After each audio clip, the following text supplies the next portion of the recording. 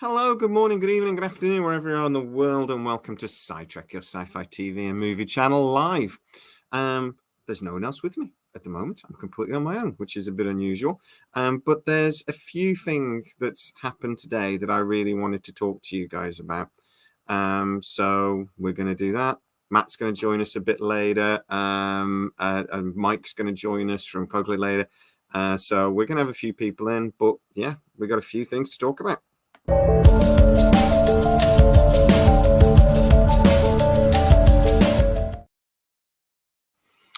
Get to the comments, guys. Tell me how you're doing. I want to make this a little bit more interactive. I want to do sort of more interactive videos with you guys in the comments and stuff. So we're going to do that today. But before we get into what I really wanted to talk about, I wanted to talk a bit about how I get the information I get. Because hey, 312, how you diddling? I do get a little bit of confusion sometimes. I do get people sort of making comments that, oh, you haven't got sources and you don't know, and all this sort of nonsense. It's understandable. There's a lot of people on YouTube pretending to have inside knowledge. I think when you get to a point where you've just to let you know we can hear you. Thank you. Thanks, Bob. See, Bob, you can be as confusing as you like tonight because we're going to be more interactive. So get stuck in, mate. The more confusing the comment, the better. That's like a red flag trouble, I suspect. But yeah, there's a lot of people on YouTube and stuff pretending to have inside sources. I think when you get an element where you've got enough stuff right, that you should get less of those comments. But Andrew, hello, sir. 4 a.m.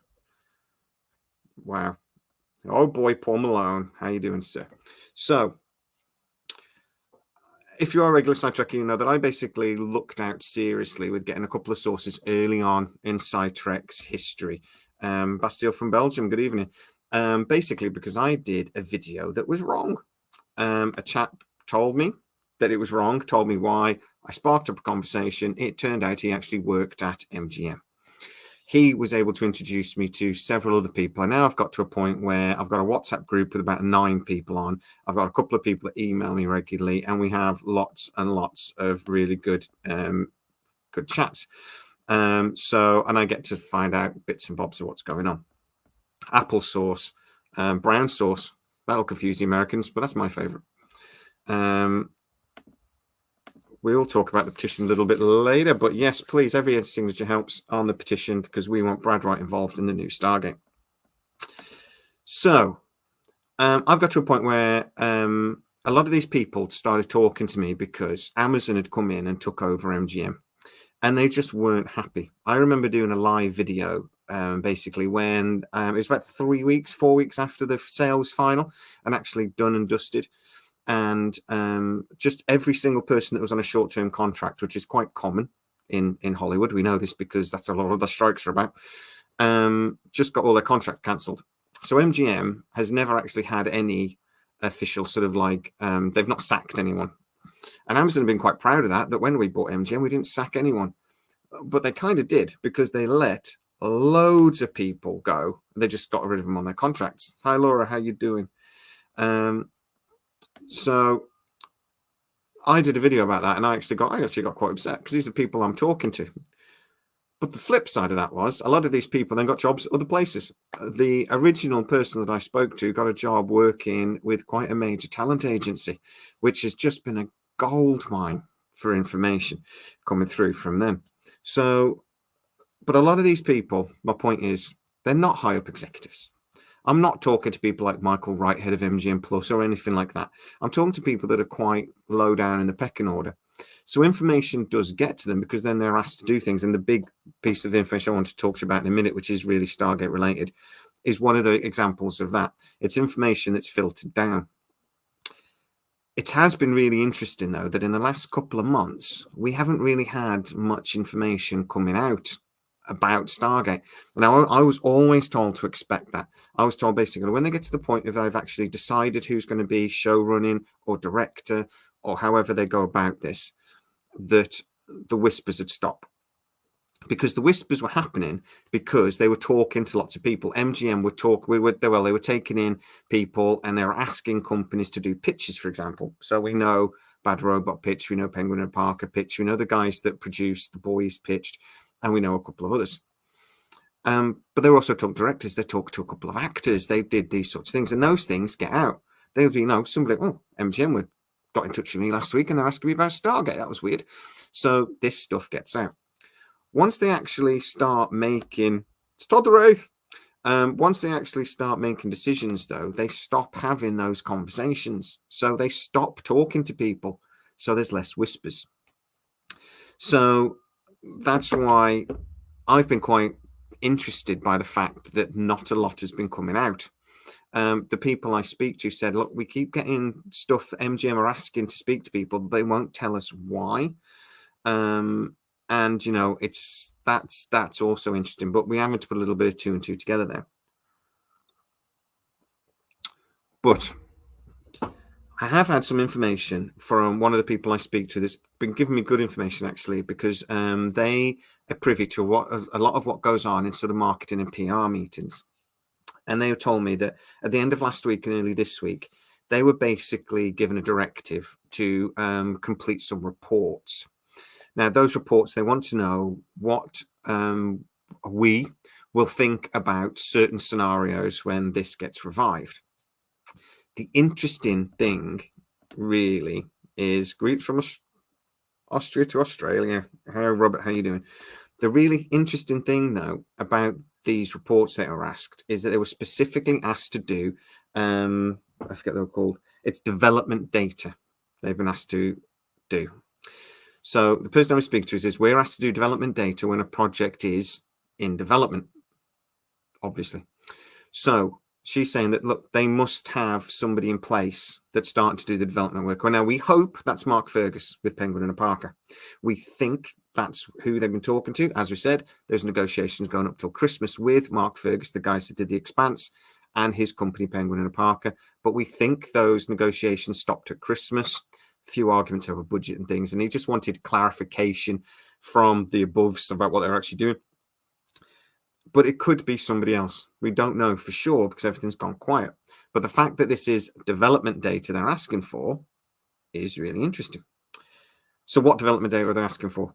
Now, this is the bit that infuriates me, because it seems to be they're still arguing about what to actually do, or we can infer maybe what to do first. So they've been asked to do development data, or basically a fan's response, or what they think what they think people will actually respond to these scenarios. A TV series with original crew, or at least some original cast. David Tyler, how are? Thanks for all you do. You are very welcome, Sarah, and welcome. I've not seen your name before, so very much welcome. How are you doing? And thank you very much for the contribution. Every little helps the channel. Really, really appreciate it, sir. I've lost my train of thought now. Thank you, David. I really, really appreciate that, but I've lost my train of thought. Oh, yeah. So a TV series with or without the original cast. So some, or at least some original cast members, or a completely new cast. The same, they were asked to do movie data. So if they do a movie first with some original cast members or without the original cast, and they were basically asked to do a response to how they think the fans might respond to those 4 different scenarios. Getting deeper, better get your drawers up. Yes, you had, sir. You should always hike your drawers up. So those are 4 different scenarios, which I think are absolutely fascinating. But the main thing I'm thinking is they didn't ask about a hard reboot. Now, I think that's telling in the fact that they didn't, because when we've done these before, and I've told you about these sorts of requests for information previously, they have asked about what would be the response to a hard reboot, and they haven't. So I'm taking that to mean that we're not getting a hard reboot, and this is definitely going to be a continuation, something we've been told lots and lots of time. Mike from the Solo One podcast is going to be joining us. Let's say hello to Mike. Hello, Mike. How are you doing? I'm fine, thank you. How are you? I'm very well, sir. Let's flip to that view because, wow, look where you are. That's all right, isn't it? Yeah, it's not a background, it's not a green screen, luckily, so the weather's pretty good here, so it's quite good. Actually real. Mm. I'm trying to be very interactive with the guys today, so you're gonna have to excuse me if I flip in and out. But Roberts said, like, yeah, they should not repeat the mistake of Star Trek Picard. So many old characters, the new ones killed off. Only one enjoyable part was Atlantis, that they didn't do that basically. So no hard reboot, no hard reboot. What do you think? I don't know how much of you quite caught of that. Yeah, I did listen to what you were saying. I mean, from what I gather, and I think that most people agree about this, that we really don't want a hard reboot. We do want a continuation of some sort. I think that Picard is a good example of the fact that a lot of people did still have a big interest in a show which is 35 years old. I'm hoping that some of those aspects, which have obviously been successful, will be incorporated into whatever the new Stargate project will be. Obviously, you don't know whether that's going to happen or not, but I mean, do you agree that that's perhaps more likely after what's been happening? Or, I mean, you've been hearing some stuff.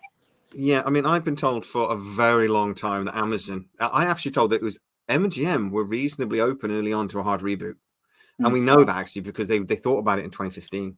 So they were open to the possibility. It was Amazon that said, "Nah, that'll piss everybody off, don't that." Yeah. So I mean, that is the one thing that I was always quite interested early on before Amazon, when the deal had been, when it was sold but it hadn't been sort of finalized. I was hearing those rumors then that Amazon were the ones saying no hard reboot, no hard reboot. You'll annoy everyone, don't do it. Yeah. So it's very interesting that they're now thinking. It seems to be there's still conversations about whether it's a TV series or a movie first.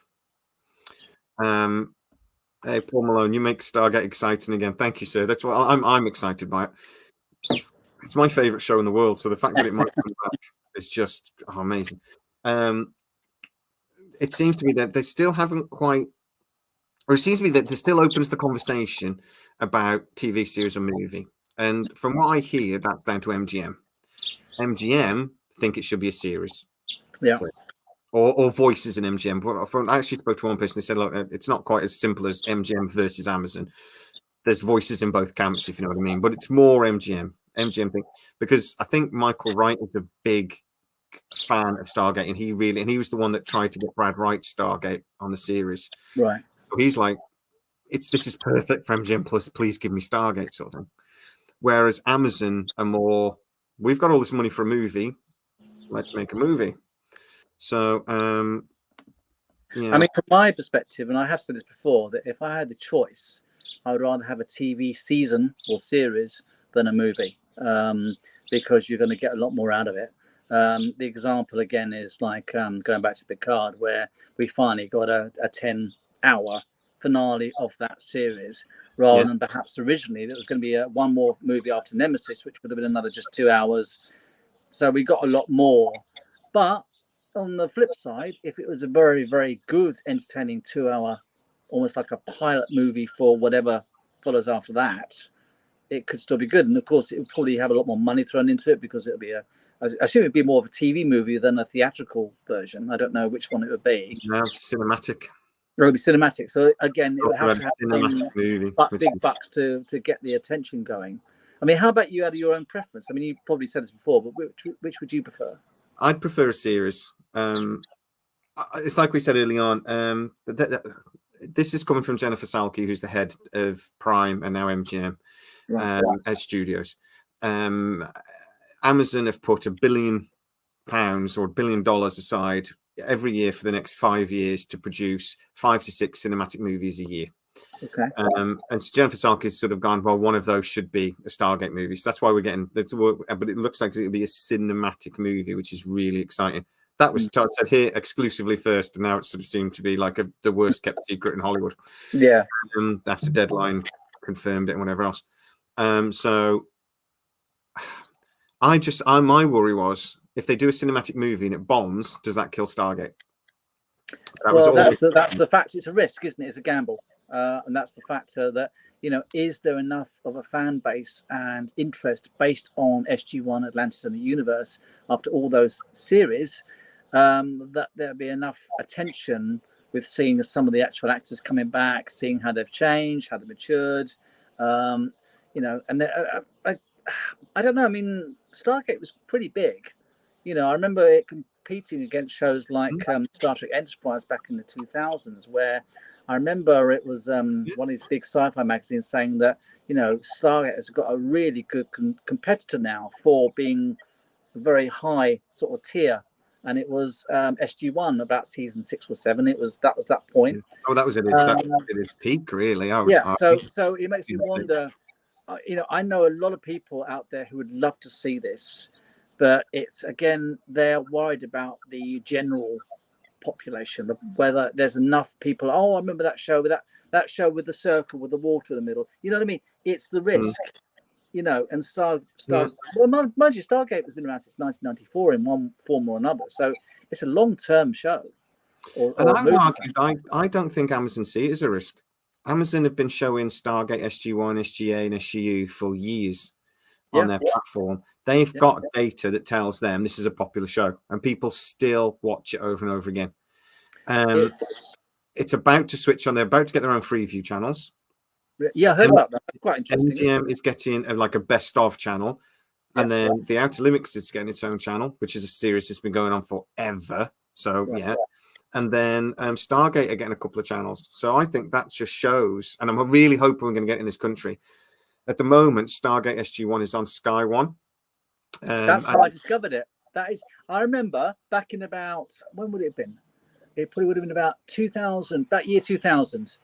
And suddenly I was watching Sky One. For some reason, the package was on my package for a while. Yeah. And I watched a few episodes and I just fell in love with it. And that's how I discovered it. Yep. That's how I discovered it. If you go on Sky at the moment and go on the catch up to see, they've only got the first 4 seasons of SG-1 and that's it. Oh, and they had all of them not long ago. They seem to be dwindling down. And I'm wondering if it's because the deal that they've got is coming to an end. So they had a deal with MGM for Sky. That's why it wasn't on Amazon Prime over here, because I had it, and that was their deal, sort of thing. It was on MGM Plus for a bit, and then it disappeared. But the 4K HD version of Sky was only on. SG-1 was only on Sky. But with this Freeview coming, I'm thinking, is Sky about to lose it? And if it's on Freeview, I'm a happy bunny, because you can watch all of them. There's no fuss. They're getting the HD version as well, and they've re-edited it. Because normally in a show you have that like where it fades to black where the advert's supposed to go. Yeah. They've cut all those out.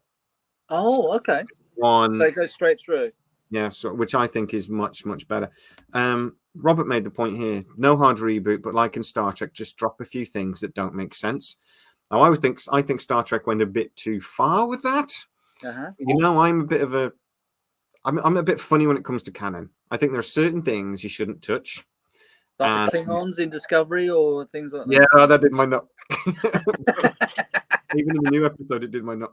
I like the new ones. They're back to that's right. Let's try and fix it. We can have 5 minutes talking about Star Trek in a minute, because we're supposed to be doing a live show talking about Star Trek tonight, aren't we? That's right. Yeah, I know, it's fine. There's certain things they shouldn't faff with, and I think there's the history and stuff. There's certain things you shouldn't faff with, and I definitely think they shouldn't redesign things like when they redesign the Klingons or they redesign something else. I'm saying, well, I don't know why you're doing that. You're just doing that for the faff of it, sort of thing. So if they had the replicators in a new Stargate in the future and they come out and they were robotic scorpions or something instead, I'm just like, oh no, they've got to. They could do better CGI, but they've got to be how they were. They were so alien and so iconic when we first saw them in Nemesis all that time back in end of season 3. And I remember when I first saw that 2-parter.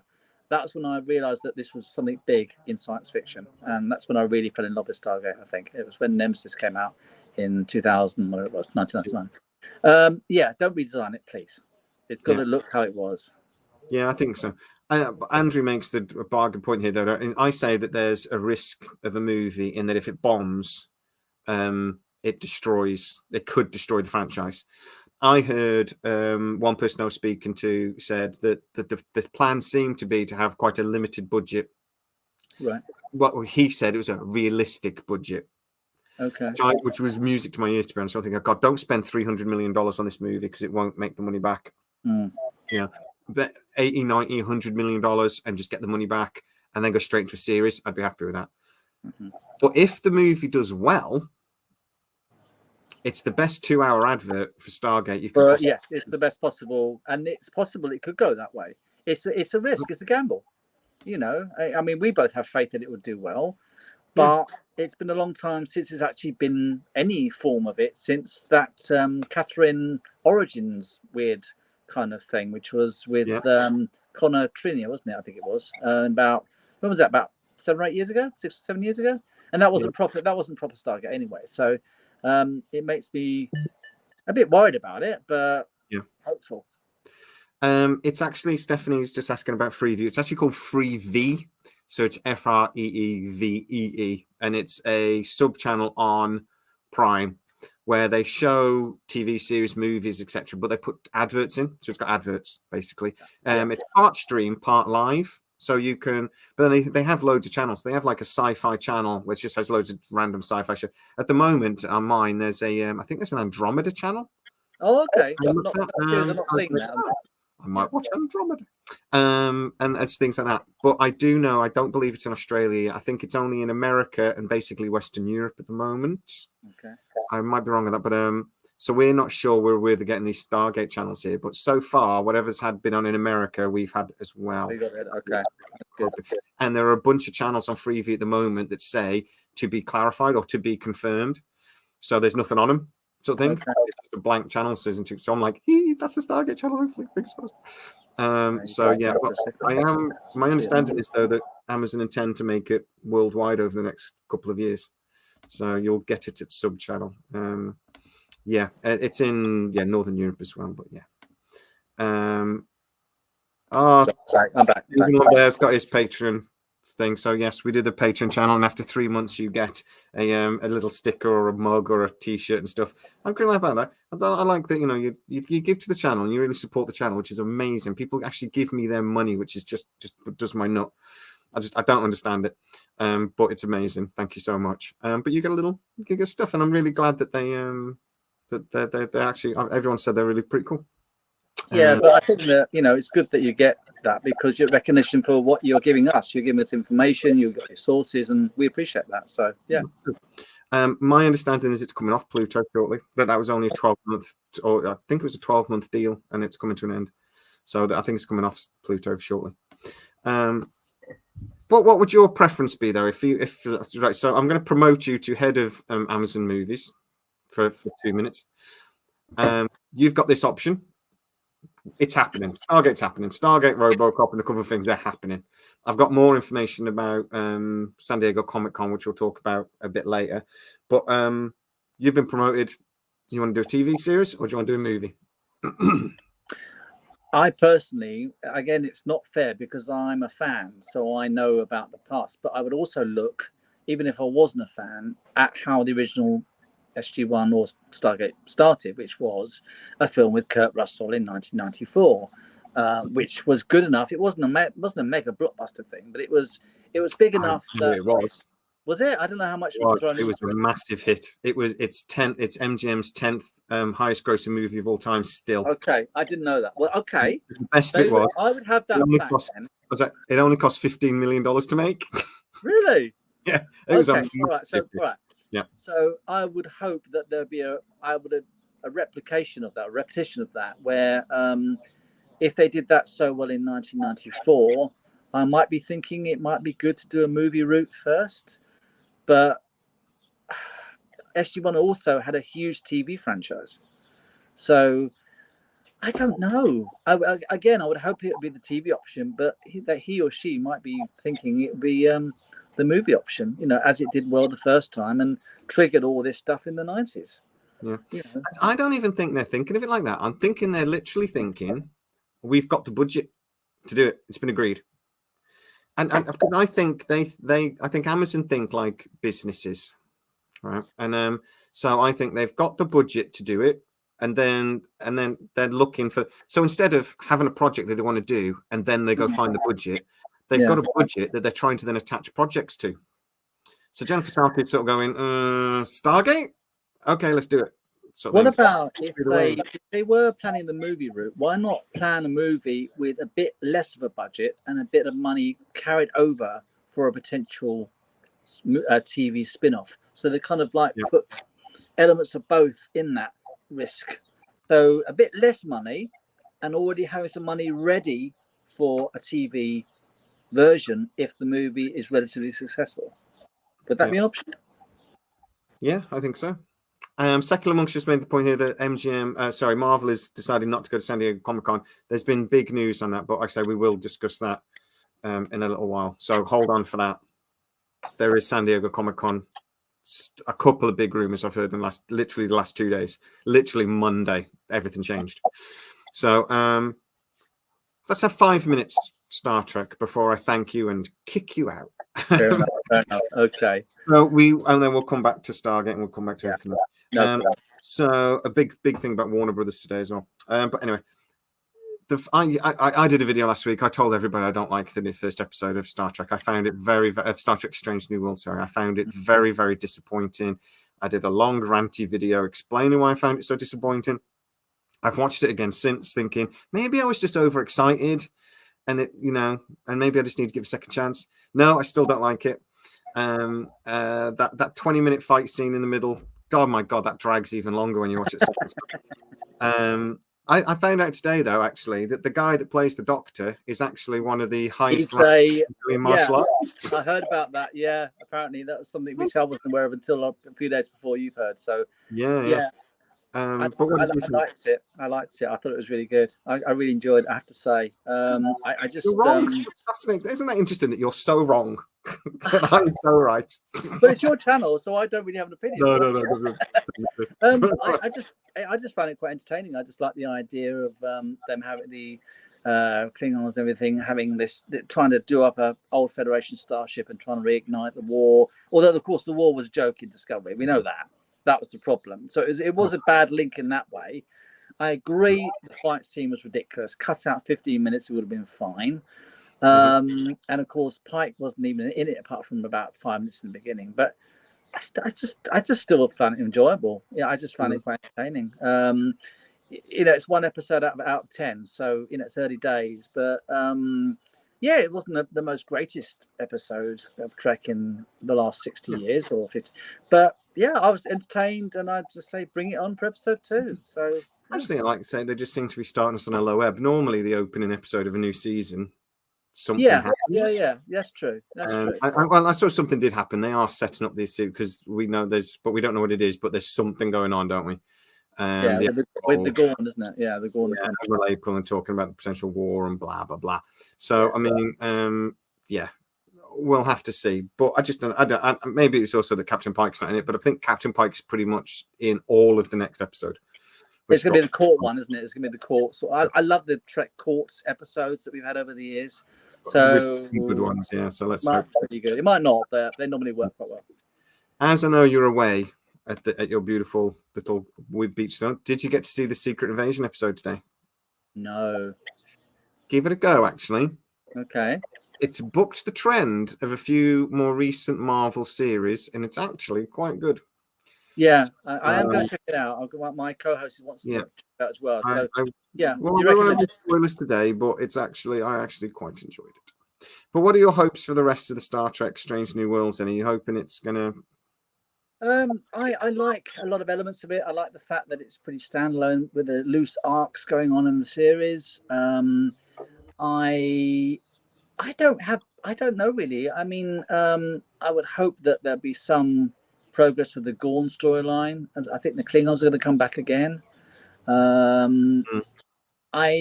don't have huge expectations. This is one thing I think you said on another show, on another episode, that you had higher expectations for episode 1 and you were a bit disappointed. And I've kind of been recently, my expectations are a bit lower anyway when I watch stuff, because I hate being disappointed. I just sort of just go in with it and think, I hope it's going to go all right. But I mean, how about you? What do you think is going to happen in the rest of the season? Do you have any expectations? I'll be shocked if I watch all of it at the moment. You will watch it. Honestly, I'm at a point. I've always been a Trekkie my whole life, and I am right on the cusp of walking away from Star Trek. Really? You're joking? Yeah, season 3 was great the first time I watched it, and then I watched it again, and I didn't enjoy it so much. Okay. Once you get past the nostalgia and the excitement of it's the Enterprise D, actually, when you start like watching it a little calmer, you're like, this isn't very good. This is not very well written, and it sort of wanders all over the place a little bit. And the Shrike isn't as terrifying as you think, and I just didn't enjoy it particularly. I was like, I got a bit bored. I started playing on my phone, and then with my card in the background watching playing my football game. I'm like, oh yeah, I'm supposed to be watching this. Yeah, but most people do that these days. They don't sit there and watch stuff. They just literally like they've got their iPad. My phone goes out of the way. If I'm watching somebody I want to watch, I watch it. But you know, so yeah, I thought it was style over substance, and I kept saying that about Strange New Worlds. It's style over substance. It's beautifully made, gorgeous to watch. You mean visual eye candy? Visual, but I mean, they did a thing with the Enterprise in the first series spinning with torpedoes going around it. And it was a very popular scene, so they obviously thought, well, let's do that again. And so the Enterprise is spinning right now. I just thought, oh god, I've seen that. They did this last week. They did this last year. I don't know what they're doing. So I just think they've run out of ideas. They keep redoing the same stories. And do you think there is no more stories to be told with a series where it's had like 800, 900 episodes in about 10 incarnations? Could it run out? If you keep doing prequels and they've done a sequel. Yeah, but Discovery's terrible. I mean, that's a sequel. That's the furthest in the future, and that's just a mess. That's a cool mess. So you go into the future and you create new stories. Yeah, you keep in the present sort of thing. So Picard season 3 could do whatever it wanted because they haven't painted themselves into a corner. No. Strange New Worlds, and we're going to have Kirk back. And you know, the biggest thing was that they cast terrible actor. The actor's terrible. A million miles wrong. It's awful. Yeah. I do about that. Yeah, he's terrible. Yeah. Well, crap. Yeah. We'll just have to hope. I mean, I'll still be watching it. It might also be that we've had new Trek now for about when did it come back? 2017 or 18, and it might be that the. Mike Wright made a really good point here. Star Trek season 3 was just Nemesis rewritten, and he's bang on. It was a mix between Wrath of Khan and Star Trek Nemesis. Okay. Yeah. Seriously, all the bits in it are like you start breaking the Wrath of Khan down into like its base things. So like his ex-wife phones Kirk, his ex-wife or his mom, his child at least, phone Picard, and then there is at one point there's a Khan moment in Picard season 3 as well, and there's and then they have a battle in a gas cloud sort of thing. It's both those films mixed together. It's crap. But anyway, go on. Sorry, what were you saying, sir? No, I was just wondering. I mean, do you think that if and when Stargate comes back, then going back to that, do you think that your expectations will be very high? Are you prepared for being disappointed if that was the same case with that franchise? Yeah, it's going to be ridiculous.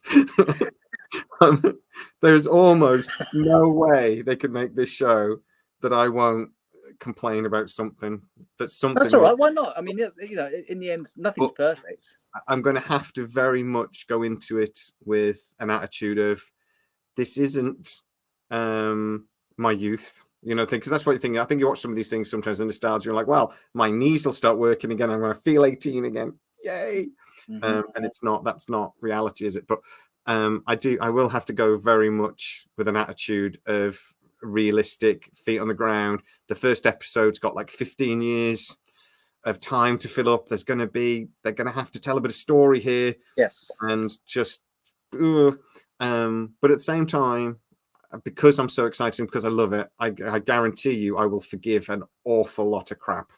And I did when Star Trek Return to Discovery. The first season, I forgave a lot. It got towards the end of the first season before I started going, no. I don't think this is very good. When I suddenly twigged it was a load of crap. But I forgive an awful lot. What do you think? Will you have a similar sort of thing? And guys, get into the comments. What do you think when the first series comes out? Is there any chance it can be as good as you want it to be? I'd love to know what you think, guys, in the comments. But go on, Mike. I remember when I first watched Universe episode 1, and I was a bit thrown by that because it was so different from the previous 2 incarnations of Stargate. And eventually I got to like Universe, but I had to adjust. And I wonder whether if we had a new series, you'd have to adjust again. It would be something where they want something to be different, but in the franchise. And we as long-term fans might have to have an adjustment period. That's the one thing I think is likely.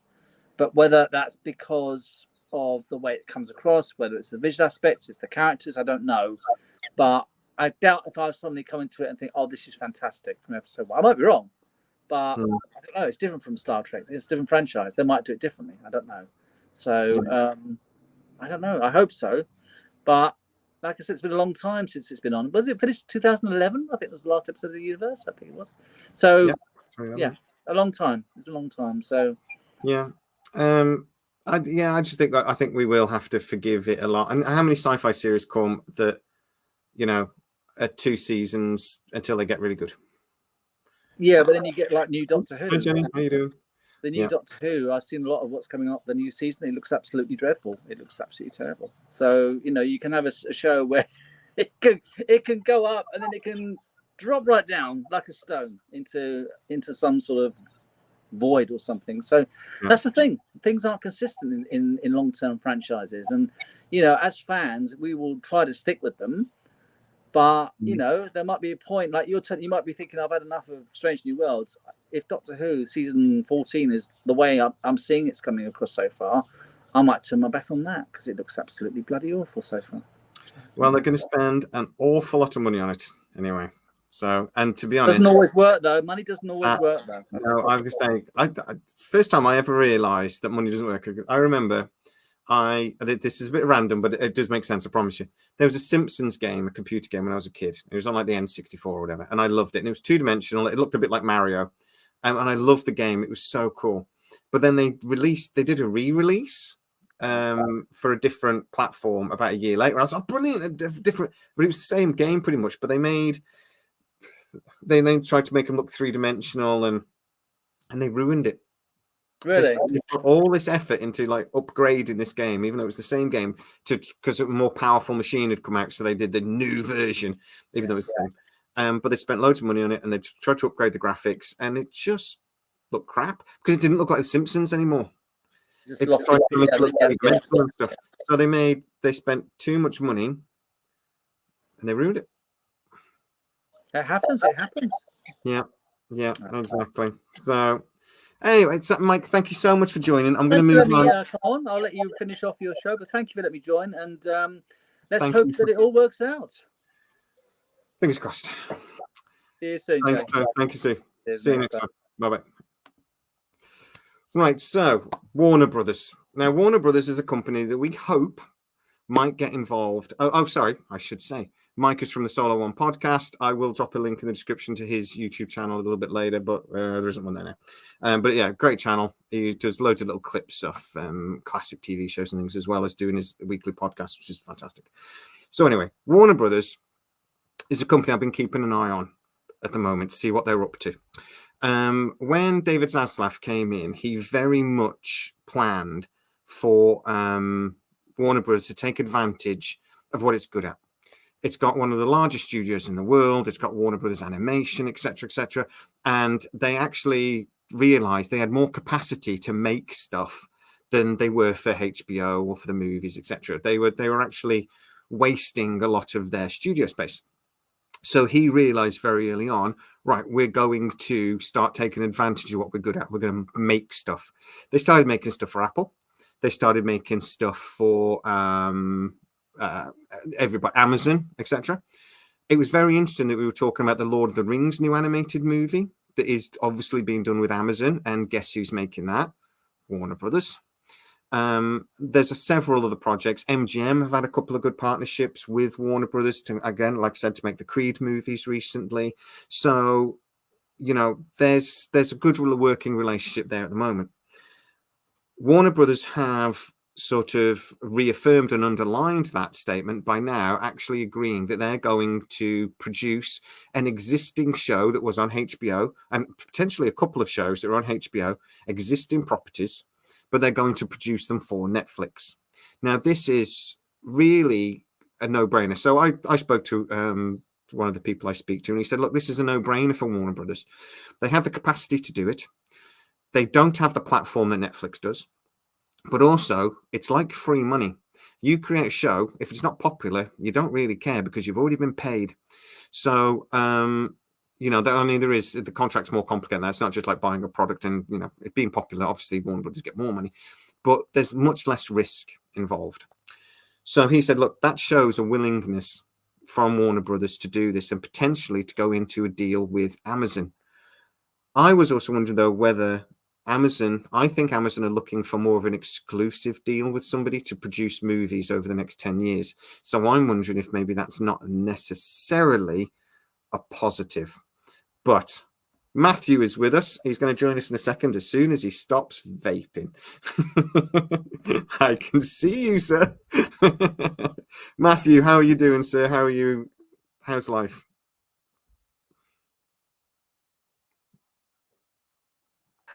I'm still muted. I'm good. How are you?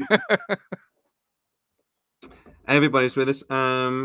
Yeah, Laura Smith. Have you seen about this submarine that's gone down? That's gone to Titanic. Have you seen pictures of that submarine? Yep. Have you seen that it's controlled by a Logitech? Would you get aboard that submarine? I wouldn't even buy one of them to play like a crap game on my computer. No, they're terrible. Like the stick drift. Like there's memes literally. Like you buy a crap controller from CEX and you get stick drift, and now your submarine's stuck in the bottom of the ocean. Yeah, it's just insane. So anyway, I was just talking about Warner Brothers, and Jenny's just made the point. It's actually, I mean, this was on Deadline today as like shock news. Nobody was kind of expecting this. And I'm sort of like, I think Warner Brothers have been doing this for a while, but the difference is it's syndicating an existing TV show that was on HBO Max and is now going to be on Netflix, and they're opening up to do others. Do you think that leans now more towards the thinking that Warner Brothers could actually take on a big franchise like Stargate for Amazon, or do you think it's less likely because Amazon might want more of an exclusive deal? Do you think Amazon could look at that and go, well, look, you're doing it for everybody. You know, we want more of an exclusivity thing here. Don't know. I mean, if they partner with Warner Brothers, who already do massive shows, it's like a safe bet. Mm-hmm. Whereas if they went with the likes of Penguin and a Parker, if they went through down like the Sony route, yeah, it's a bit more of a risk. So maybe they're thinking of it like that. I mean, Sony is a massive studio in itself. Yeah. I've got a video that I've recorded that will be out in a day or two talking about the possibility maybe animated movies that they could do around Stargate franchise and things like this as well, which I think is the ideal way of doing it. If you're gonna partner with a studio, do it the thing. But to be fair, Sony do animated movies as well.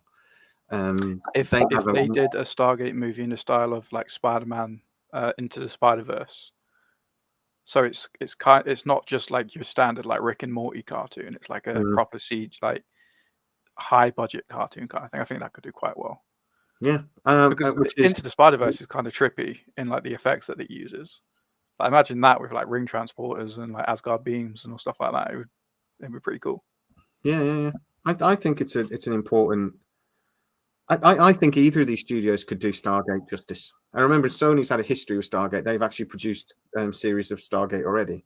So, George, will McKay be married? I'm gonna find somebody who's put up with him that long. Actually, wasn't he dating? I haven't watched. He'd be with Keller. He was with Thing at the end, wasn't he? Yeah. In the alternate universe, he and Keller were together, and then obviously they changed the timeline. But who's to say that still didn't happen in this timeline? Evil Ewoks animated in the future. It's the E. David Hewlett coming back and Jewel State. Yes, please. How happy would you be? Oh man, I would be so happy if Jewel State came back. She's lovely. I'd want Firefly today. You watch Firefly today? Yeah, literally watched like 3 episodes of Firefly today. Should have been working. I didn't. When I watched Firefly, I thought her character was really annoying. It was really annoying to begin. I liked her towards the end, but really annoying towards the beginning. I'm like, that's not Keller. Yeah. That was significantly story that. So Jenny's just pointed out that I've heard of a script for an animated movie as well. I think it would be something though that would. I think they try to do something to tie into the new series, so I doubt that would get made.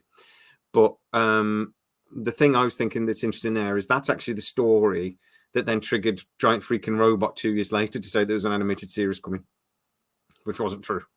And is that the story that triggered you to make your first video? Yeah. But then full circle. So yeah, it was. But I actually did say to things. I got accused of saying that's Giant Freaking Robots with loads of crap. But I was actually like, about 6 months after I did that video, I said, oh no, it's just a load of rubbish. I actually found out, oh no, it wasn't. It was just 6 months late. They were just really far behind. But anyway, so I think it's just interesting about Warner Brothers in that I think they'd have the capability to do this, and they do seem to have the willingness to make a deal. Whereas I'm not sure Sony traditionally are not as keen to make a deal. But I don't think Sony, on the flip side of that, though, I don't think Sony are as successful at the moment. So they might have more capacity to do it. If that made sense. So again, they might be, but it's willingness to make that deal. They might be looking for a big project, potentially. Yeah. I don't know. I honestly don't know which one would be the better of the two, because as you say, that both of them could probably do a pretty good job. Yeah. So honestly, I can't even decide which one I would personally prefer. I to be honest, it's the development side of it I'm more interested in. I think that's more important. To be honest, we use the Expanse example, right? So where you actually film it, how important is that compared to the work that Penguin and Parker did? Writing the scripts, developing it, doing all that hard work, what it's going to look like, so on and so on. The fact they did that show Bible, I think all that is way more important, because then it honors everything that came before it, and it's staying true to what it was before. That's definitely very important. Sony's a long-standing relationship, and have a relationship with MGM, but Warner Bros. Has a better development relationship. Yeah, I think that's fair. And also, I think there is a significant politics going on as well between MGM. Because now I think there's a bit of history between MGM and Warner Brothers that's maybe not great. I think there's a bit, and obviously you've also got there's a little bit of MGM maybe. I don't think the people that work at MGM now would actually really care about this, but obviously Sony bought MGM Studios and turned it at Culver City, I think that's right, and turned it into Sony Picture Studios. So if I was at MGM, I don't think they're that petty. They go, no, you bought our studio, you Belgians. But they definitely wouldn't, because what they're going to do? Oh, you gave us money. Yeah, you saved us from going under. But the point, though, is that it's not MGM anymore. Anyway, it's Amazon. Yeah, Amazon are making the decisions now. So we've got to look at the relationships that Amazon have with companies. And they've had a major restructure as well. So it's not even the same people, mostly. Yeah. So really, what MGM want in this scenario is irrelevant. Yeah. They're still having these conversations, and they're still, sort of getting their oar in, sort of thing. But it seems to me that it's what the Amazon relationships are important, and Amazon actually has relationships with 2 or 3 studios. They have really good relationships with Sony. They seem to do a lot of projects with Amazon, with Warner Brothers as well. It does seem to me, though, that Sony are slightly notorious for being very hard to deal with. And look at the whole Marvel thing over Spider-Man. Yep. Have been an absolute nightmare to deal with from beginning to end. For that, it's understandable with the sort of Spider-Man thing, though, because he's such a massive intellectual property. Billions of dollars as well. Yeah. Giving that property away. I mean, I know now they still got Into the Spider-Verse, so that's their thing. And obviously the Marvel side of it is now completely different. So they worked out a deal, which is great. Yeah. But they had to give up something. And it took ages. That's always like you never want to do that. Yeah. If you own something as big as Spider-Man, you don't really want to give any of it away. But I think best of both worlds now. It's a better scenario, a better situation. I think everyone's happy with it. Maybe Sony are not as happy with it, but whatever, they've got other things going on. The thing is, it does seem to be that there's a lot of internal arguments going on between MGM and Amazon, which just fries my head. I've spoken to Jenny a couple of times before, and she said it's basically the same thing, that there's a lot of infighting going on. And not just over Stargate, over lots of different things. There's people, I think, at MGM that genuinely feel are done to because of how Amazon dealt with the sale. Like I say, I was being told that people at MGM were told that they were going to be pretty much left alone to continue acting as a studio, and Amazon were just going to be like a big brother paying the bills, sort of thing. Yeah. And customers ordering what they wanted. And that very quickly, as soon as pretty much the week after the sale went through, they went, wow. It was a rug pull, is what it was. It was a rug pull. They basically fed them a load of lines, made them think everything was all hunky-dory, and then as soon as they got their foot in the door, pulled the rug on it and everything. And unfortunately, that also meant that, Brad Wright's script and everything they were already working on got pulled. Yeah. Now we had to wait 18 months. Yeah, exactly. So 12 months. Yeah, exactly. There's been massive changes at Amazon as well, and Amazon has had to massively restructure like everybody else. They lost a buttload of money when we all decided to go back to work and stop ordering off Amazon every day. They overstretched themselves massively during the pandemic, and then they all sort of went, we thought that was going to continue. And we all went, well, we're not going to buy off you every day. I bought so much crap off Amazon, they emailed me thinking I was a business, and I'm not joking. Are you a business? Would you like our business contract? I'm not a business. No, I'm just buying toilet roll every day because no one in the shops has selling it anymore. I just decided to take up every single hobby that you can think of because I was bored out of my mind. I decided to start playing guitar again. I haven't played guitar in fucking years. And I sold it the second I went back to work. I'm like, I can't play that. Stupid thing. Sort of gave it back. I actually genuinely thought I was going to start roller skating. I bought them and everything. Lockdown made some crazy people. yeah, made crazy people do crazy things.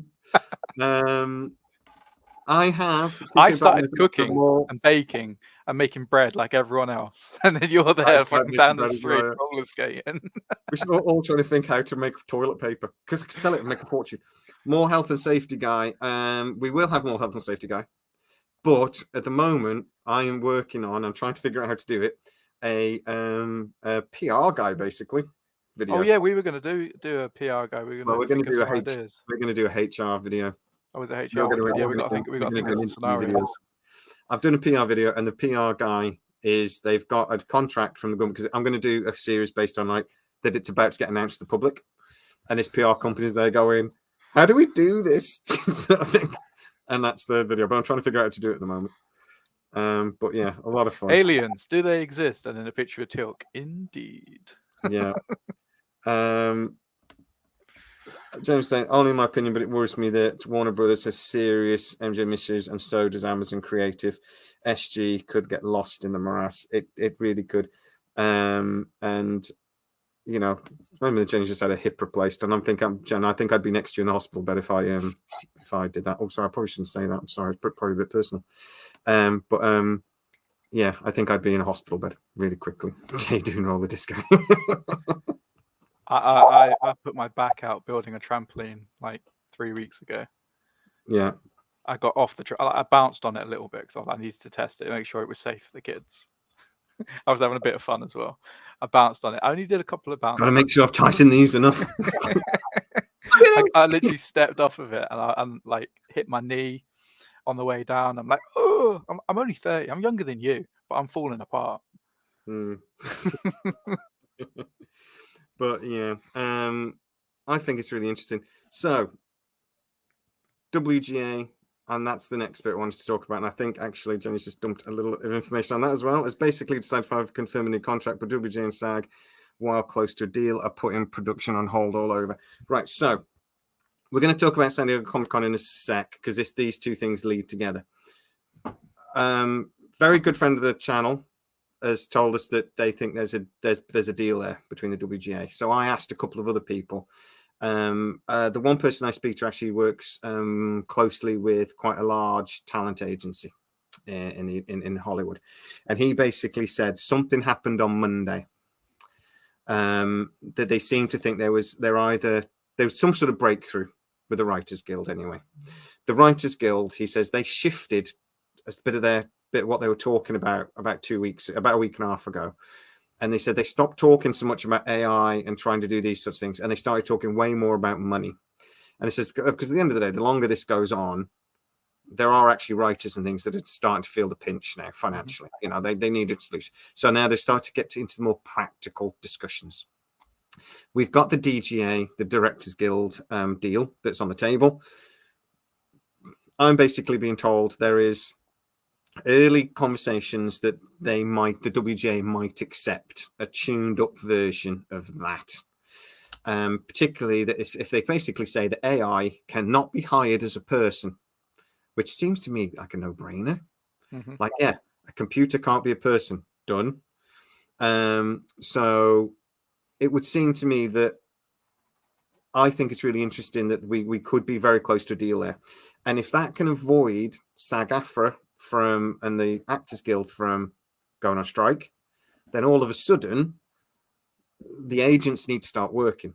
And I was actually told that the agents basically didn't go home last night by one of the people I speak to, that everybody was just, the phones haven't stopped ringing and they're working their asses off on something. So again, we don't necessarily know what's happened. He's not privy to that sort of thing. He's not an agent himself. He's not that. But he's saying, look, all of a sudden on Tuesday, the phones just went and everybody started working. And everybody's in kind of spinning their wheels at the moment because nobody wants to book anything. Because I think if we book people in, and this is one of the reasons why San Diego Comic-Con hasn't had a lot of people booked in yet, because if the actors go on strike, all of a sudden these people won't go. They could go to stuff in America. Now, there's but another issue though, that a lot of actors, when I was talking to, has basically said a lot of actors don't want to sign up for things because they're standing in solidarity with the Writers Guild. So, you know, San Diego Comic-Con can say, oh, can you come and do this? And they're going, I don't really want to be working. I want to, you know, I want to show that I'm actually supporting the Writers Guild. So a few actors have been a bit hesitant. Show solidarity where they can. Yeah. But if they can get through and all of a sudden they get a deal, even if it's not done by July, even if it's not done, it would allow those actors to sort of say, well, good, we've got a deal. I can go to San Diego. I can do this. I can do that. And it seems to me that the sudden increase in activity at least makes this company believe that there might be a deal on the table. That's what it implies. I think that's fair to assume. So we'll have to see what happens with that. David's asked an interesting question there. If they reached an agreement by the end of July, when is the earliest we could see a movie or show? Jenny's probably the best person to answer this question, but it seems to me, on average, it takes about 18 months for a movie, sometimes from filming to start. So really, I think it would be 2 years for a movie. A series, 12 months-ish. But remembering when this ends, they still have to sort of do the legal stuff and write contracts and do all that stuff that takes forever as well. So, yeah, but I think a movie, I think it would be 2 years myself. It'd be interesting to see if Jenny has an opinion on that. Yeah, James is saying, no, we scrambled like mad once the strike ended and got a ton of talent on the San Diego Comic-Con, but the strike ended in March. This is going to be very, very last minute if this is done. But I think those things, I think there's a lot of plans in place. People are still, like I said, all they've had to do at a lot of these companies is sit around making plans because they've got nothing else to do. So I don't know. They could have already tentatively asked some of these people, would you do Comic-Con should, you know, these strikes end? Yeah. And then all it is a phone call. Yeah. After that, it's on or it's not on. I'd love to, but can we just see what happens with the Writers Guild? Can we just see what happens with that?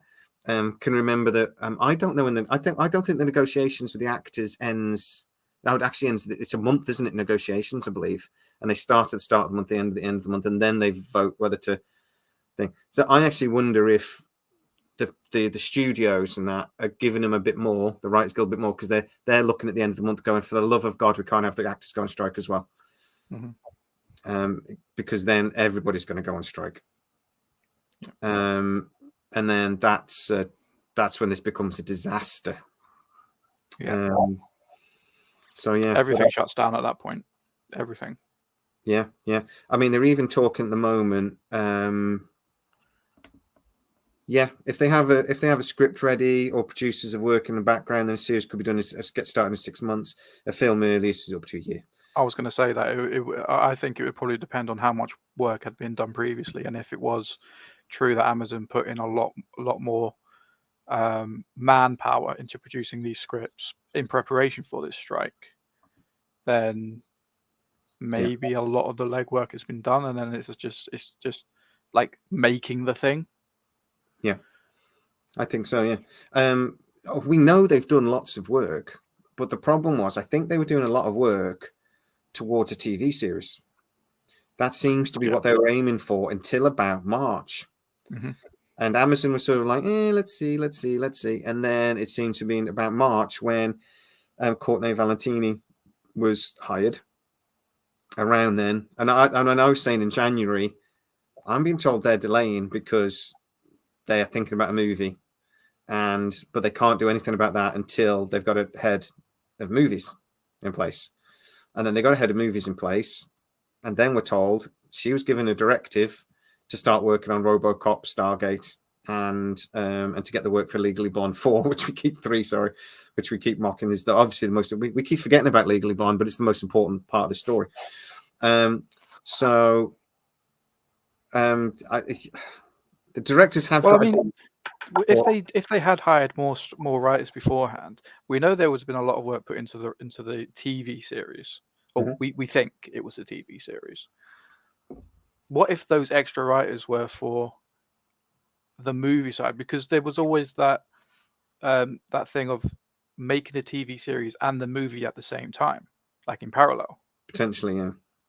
So, well, that was just something based on one guy I spoke to that does work closely, and he said that seemed to be one idea, but he said it seems to be something that a lot of production companies are trying to do at the moment, and is literally trying to, if you have, the sets are horrendously expensive.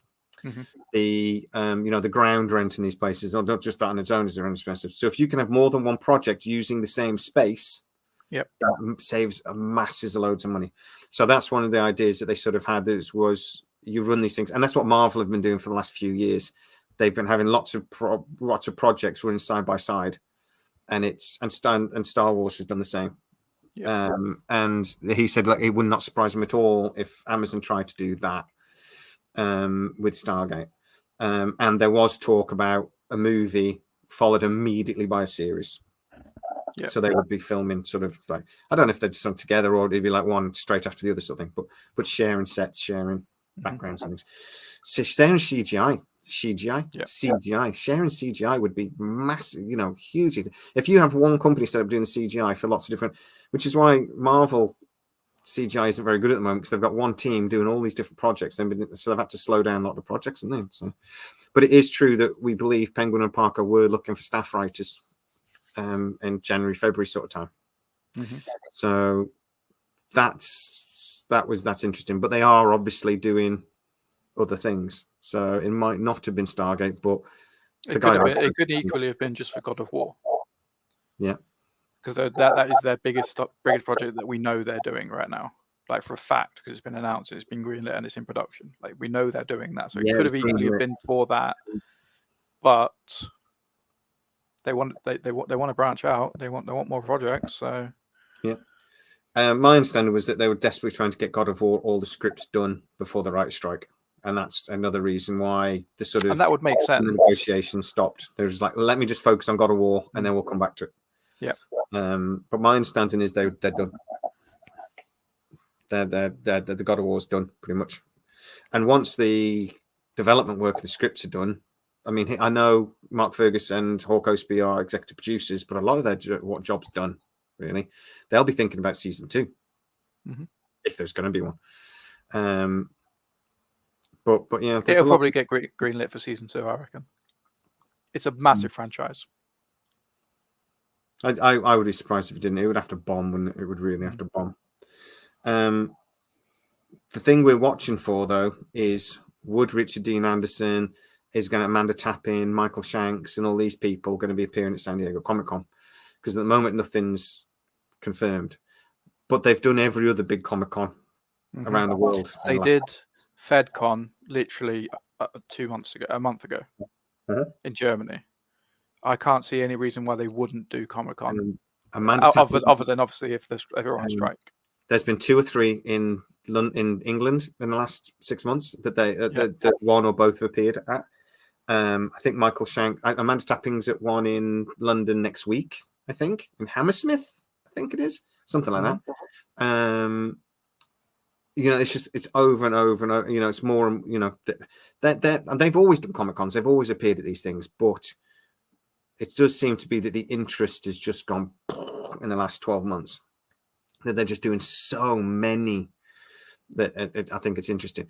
But I'm wondering whether, this thing about what we spoke about at the start, where we said, right, they're asking for this information from like a marketing PR team to sort of think about, right, if we're going to do a TV series with or without stars, how would people react? If we do a movie with or without stars, how would people react? If you have Richard Dean Anderson, etc., at the Comic-Con, is that a good thing for the announcement, or is it potentially a bad thing? Because look, I can't see them announcing the movie with Richard Dean Anderson, Amanda Tapping, etc., unless they're going to be in it.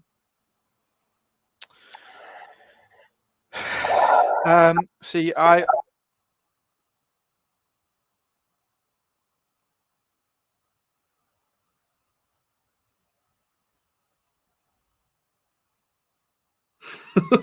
It took me a good couple of seconds to realize he'd frozen. So I think we're still live. So we'll see when he comes back in a second. So actors can appear. I wasn't really saying that they couldn't. I'm thinking the more that what I was told was that they didn't want to, because they felt it would be like not following not being respectful to the writers. That's what I was told anyway. Whether that's true or not.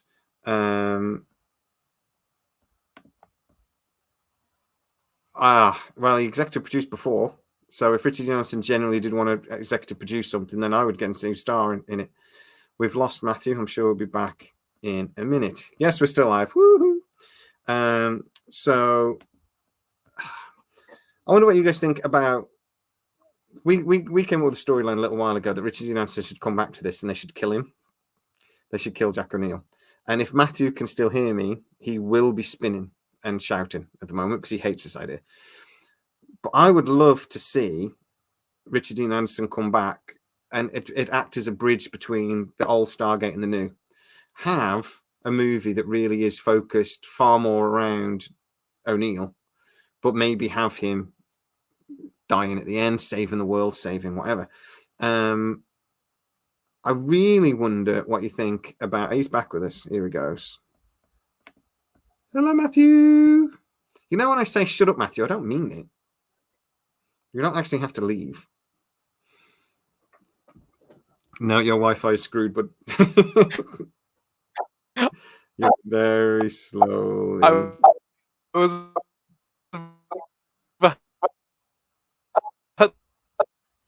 No. You might need a restart there, sir. Give yourself a sec, see if he's working. Joe Flanagan. I'd love to see Joe Flanagan. He's one of those. He's a bit like Ben Browder as well. He hasn't aged too badly. So, I mean, Amanda Tapping and Michael Shanks haven't either, to be fair. But they could so easily do this. Let's see if he's... Can you hear me now? We can hear you. You're lagging a bit. Okay. Very cool. Yeah, I don't know what's going on. My computer literally just switched off. It just turned off. I opened my mouth and it just went off. No idea why. Yeah. I can't remember the question. What was the question? Are you caught in a black hole? Is he caught in a black hole? I probably was caught in a black hole. It's probably just too hot in this room. I don't know. Anyway, I think the question was, would it make sense for them to be on stage if they're not going to be in the show? Is that what you asked? Yeah, basically. I think even if they're not in the show, I think it's good that they would be announcing it, because it's like them passing on the torch. It's like a visual blessing from the originals. It's Yes. not just we're going to hire new actors and replace all of these old ones. It's literally them passing on the torch. And maybe they'll appear in the pilot and do it like in the show as well in canon. But I think that's always a good thing when maybe it's not, it would be like something that they've been told to do, but it's still for fans a way to be like, okay, this is a transition period now, we have to get used to it, kind of thing. Yeah. I'd love to hear Jenny's answer to this as well at the moment, but I kind of know a little bit. So Joe Flanagan's not down for any major projects at the moment. I think he's doing an indie movie towards the end of this year, but it's not a major thing. Amanda Tappin is executive producing a short series, but that was supposed to end around now, I believe. She was doing that other series, that's Fort Salem, but then there was something else she was doing. So she was executive producing. I heard a rumor that they wanted to get Amanda Tappin back into this, and they were actually inquired about buying her out of that contract. So, but I never heard any more about that. Richard, she's not doing anything. Michael Shanks is in one of those Good Doctors or something, but it was a guest star appearance. I don't think that he's continuing that after this season. He's in the Good Doctor. Good Doctor or one of those type shows, one of those medical shows I don't watch. Okay. It's either the Good Doctor or one of those shows. I'll quickly Google that because I like the Good Doctor. Yeah, it's either Good Doctor or like Chicago Hope or something like that. It's one of those shows I don't watch anyway. I just remember seeing Saving Hope. It's Saving Hope. Saving Hope. There you go. But that ended in 2017, so it's definitely not that. It's because he's in Twitter and stuff. I've seen him on Twitter in a doctor's uniform recently. Check his IMDb. I don't know. All I'm looking at, because I'd looked at all this not long ago when I did a video for it about it.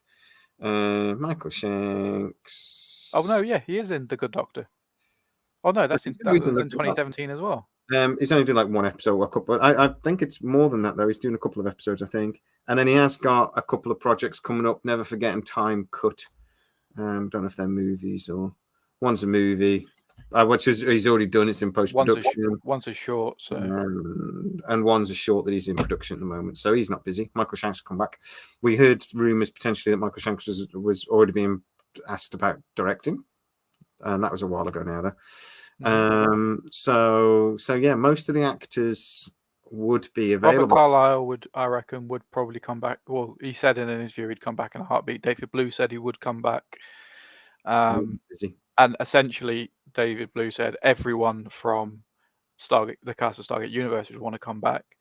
And Dave Hewlett's available. And SG1 and SGA, but then he said from SGA for the most part. So there's probably some people from there that won't come back. Which I probably meant was Jason Momoa.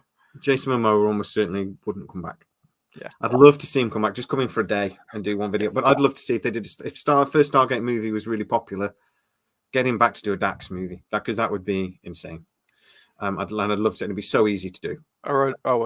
Ronan Dex movie, yeah. Dex movie. Sorry, I said Dax. The Roman Dex movie, a Roman movie. So Dax was a TV series I loved when I was a kid. Anyway, but you're not getting him back. Pretty much everybody else would be reasonably all right with it. I think it would be interesting to get a few of these actors back. I'm not sure about the Robert Carlyle thing, in that other than he seemed to have been approached, but it was very early on when Fergus was sort of, it seemed to be he was bouncing a few ideas around. I wonder whether they were genuinely thinking about doing something SGU, and they're reasonably confident to get David Blue. They weren't sure if they could get Robert Carlyle, so maybe they just sort of approached him to see. Because he's the one they weren't sure whether they could get or not, but they were pretty confident they get everybody else. So that might be where that. Well, Jenny just said Carlo was not up for it until after COVID, when he had time to reflect. So maybe he is now. Yeah. So I heard this about a year ago. Well, I don't know. Was it just before Christmas? I heard that rumor that somebody said to me that he was approached, and I would say I'm like 95% certain that's true. But a year ago, he would have still been doing something with 412, because that's only just come out. So a year ago, maybe that was true, but what's he doing now? He's just doing press releases for 412. Maybe. But I think they'd feel, I think they could make room for that. Yeah, we'll get Momoa to make a film more profitable for mainstream viewers. Yeah, all day. If you could get Jason Momoa to do a Stargate movie, and that was the movie that they came back with, it would be an amazing way to kickstart the franchise, because you just have him all over the poster. We have talked about this before, though, and there's a lot of. Is SAG going to strike or not? We don't know. We don't know. We hope not, but honestly, we have no idea. Like I say, the rumors is that if nothing changes with the WGA, I would say you wouldn't get even money on. They're going to strike. If they can get a WGA deal, and the DGA then ratify their deal, and I think the actors would take a deal that's roughly the same. It will be tweaked, but roughly the same. But it all depends on the WGA for me. If we can get a WGA deal by the end of the month, which basically means the next week, or at least in principle, then that could. There's 3 weeks until Comic-Con. They're going to need to. Yeah. Realistically, they're going to need to get it done very, very soon for us to see any kind of movement. Yeah, but there's also a lot of. It's not just about the strikes, though, as well. It's about all of these streaming production companies, everybody saying we need to spend less money. We've overspent, and we need to save money. And that's everybody. Disney are losing money hand over fist. Amazon have lost a crap load of money. There was big. This goes into investments that Disney put into that lost loads of money. Obviously, then there was COVID. Everybody lost loads of money. So it's just like the perfect storm, and it's just hitting us now. But I can't get my head around that the world during COVID didn't know this was going to happen. Everyone thought that we're all going through a cost of living crisis now because of COVID. Well, and the Ukraine, but yeah, pretty much. Well, they decided to pump the economy to basically make us stay afloat during the summer. Everyone was furloughed. Everyone was getting free money, essentially. That money had to come from somewhere. So then they ended up printing more money, which is increased inflation. It's a direct result of the actions they took. I understand why they did it in lockdowns and everything like that, but it's still the knock-on effect it's having is now for things like streaming services, people are not subscribing. I've cut down on my streaming services. I only have Netflix and Disney Plus now. We've all. I don't have any other form of entertainment. I don't pay for TV. I don't pay for. It's literally just Netflix, Disney Plus, and that's the only 2 shows that I'm actually generally watching at the moment: Manifest and Walking Dead. And then Back to the Future. Manifest. I think you're the only one still watching Manifest. I feel like I'm the only one as well. And every time I watch it,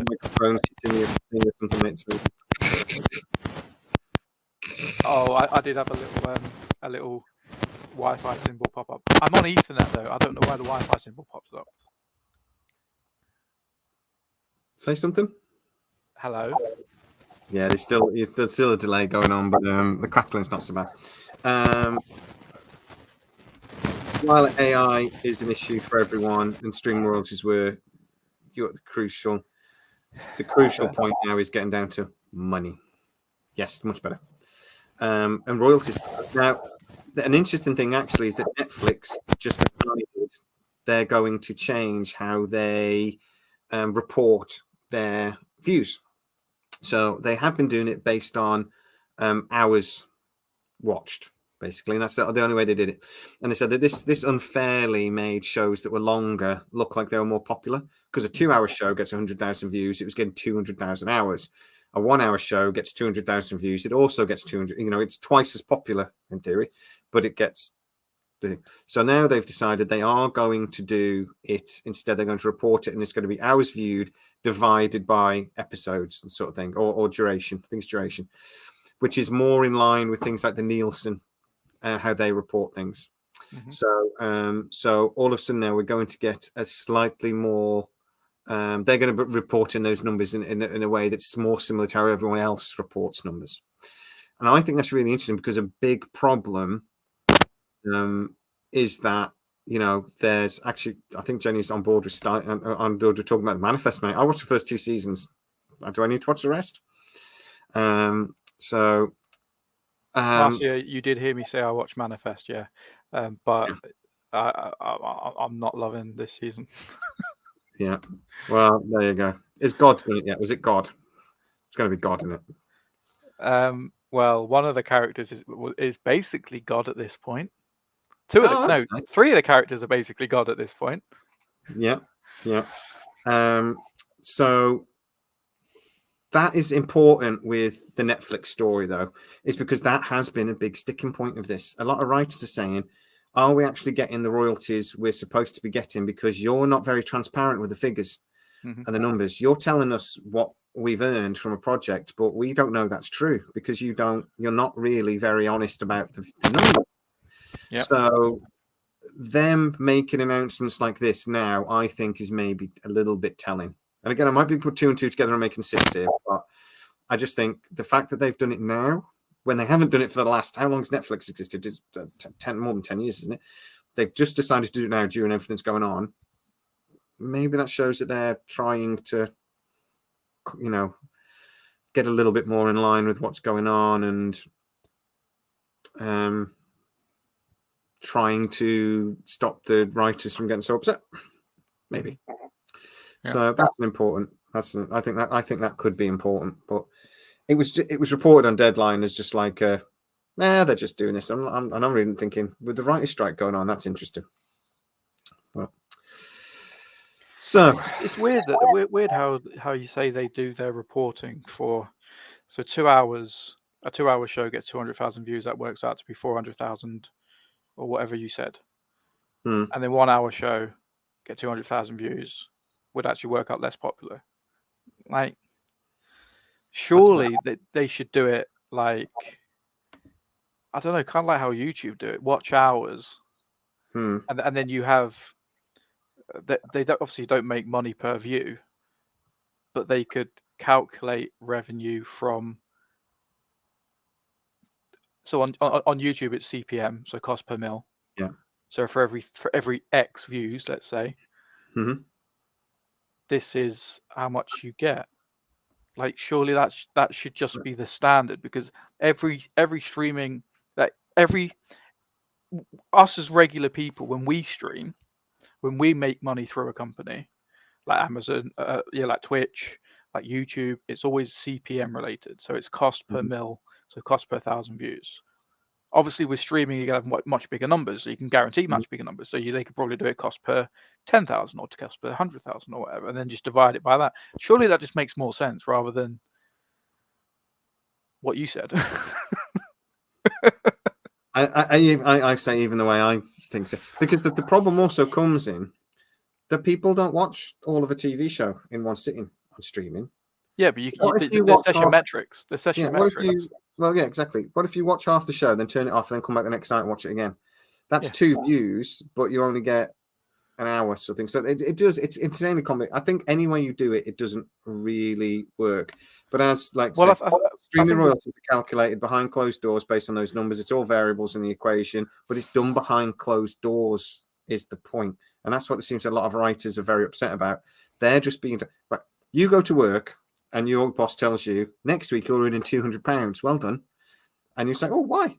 So no, don't worry. And then next week you're only earning 50 quid this week. I'm like, well, why? And it's like, no, don't worry about it. And they won't give you the important information on why your money keeps going up and down, sort of thing. And that's a massively oversimplistic way of looking at it. I know. Sounds a lot like Carphone Warehouse. Have you worked at Carphone Warehouse? I used to work there, and I don't work there anymore, so I can say their name and shame them because I hate them. Yeah, well, they don't exist anymore, so they can't sue us. But they've gone under now anyway. So It is true though that it does seem that they're like this and this at the moment. The production companies and companies like Netflix, etc. And there seem to be a little bit of move. So, but that's what is negotiation, isn't it? The WJ are not going to get everything they're asking for. The studios are not going, and all the studios are trying to do is save as much money as they possibly can. That's all they want to do. Yeah. They don't want writers to be on the breadline. I don't imagine. I mean, you get some boss up there with a massive cigar going.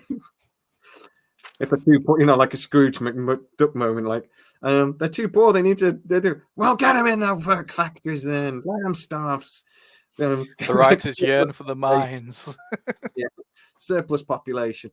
But I think I imagine they want to pay people, but what they don't want to do is they need to pay the big draw actors loads and loads of money because that's what they can contract, and everybody else gets what's left. And it's a small proportion that everybody else gets. Like 5% of the actors get a big chunk of the money, sort of thing. It's everybody else that's got the problem.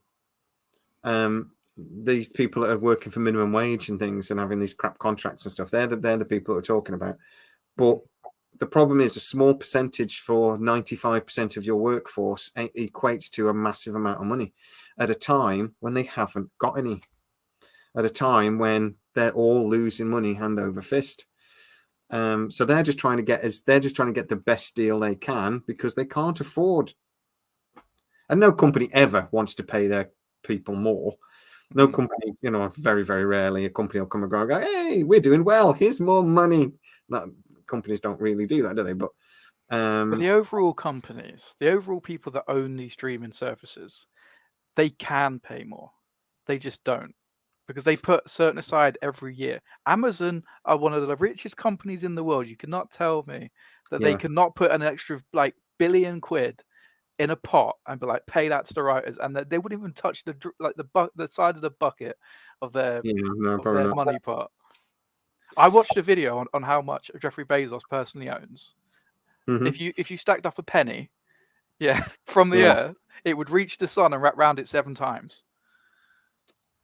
But he's got to build those penis rockets. They're not cheap, mate. Penis-shaped rockets cost a fortune.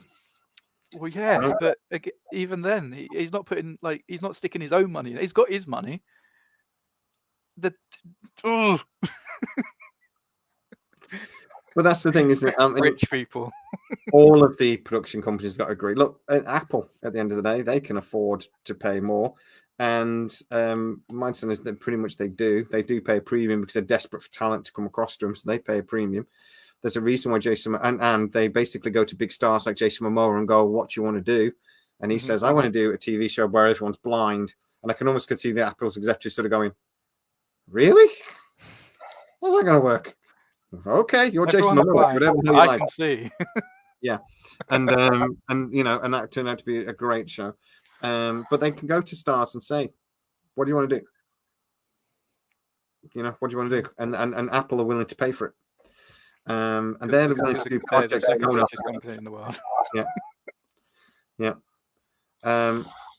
They're saying like it's like your point there, says Reg, and saying, look, they are losing money.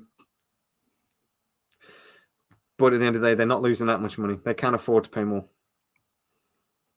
So, but I would look at a company like Disney that's losing $500 million a quarter and saying, look, they want to save money where they can. They're sacking people all over. I think Paramount with this reporting saying they're losing all this money, it's always like a division of the overall company that's losing money. Like the overall company isn't losing money though. That's like they can just transfer it from somewhere else. A big company like Disney, they move money around. Yeah. And with Amazon, with Apple, let's just use Apple as an example. If their streaming platform started losing a little bit of money, they could release a new iPhone, get a little adapter that costs £300, and people will buy it. There you go. Yeah. Apple is the biggest company in the world. So yeah, Amazon can do that. Disney can do that. Apple does that. I mean, Apple basically, their creative side, I don't imagine that makes much money, if any. But but they funnel money from other places, and they want to be a big successful creative company, so they're spending the money. Disney wanted Disney Plus to work, so they're spending a crap load of money, and it's basically being propped up by the sports side of things and the parks. But a company like Paramount can't do that because they're not that diverse. The companies aren't as diversified as that. No. Warner Brothers, this is why Warner Brothers are now selling shows to anybody that will buy it, because they know the biggest thing they've got is they've got a massive set. They've got some of the biggest sets in the world.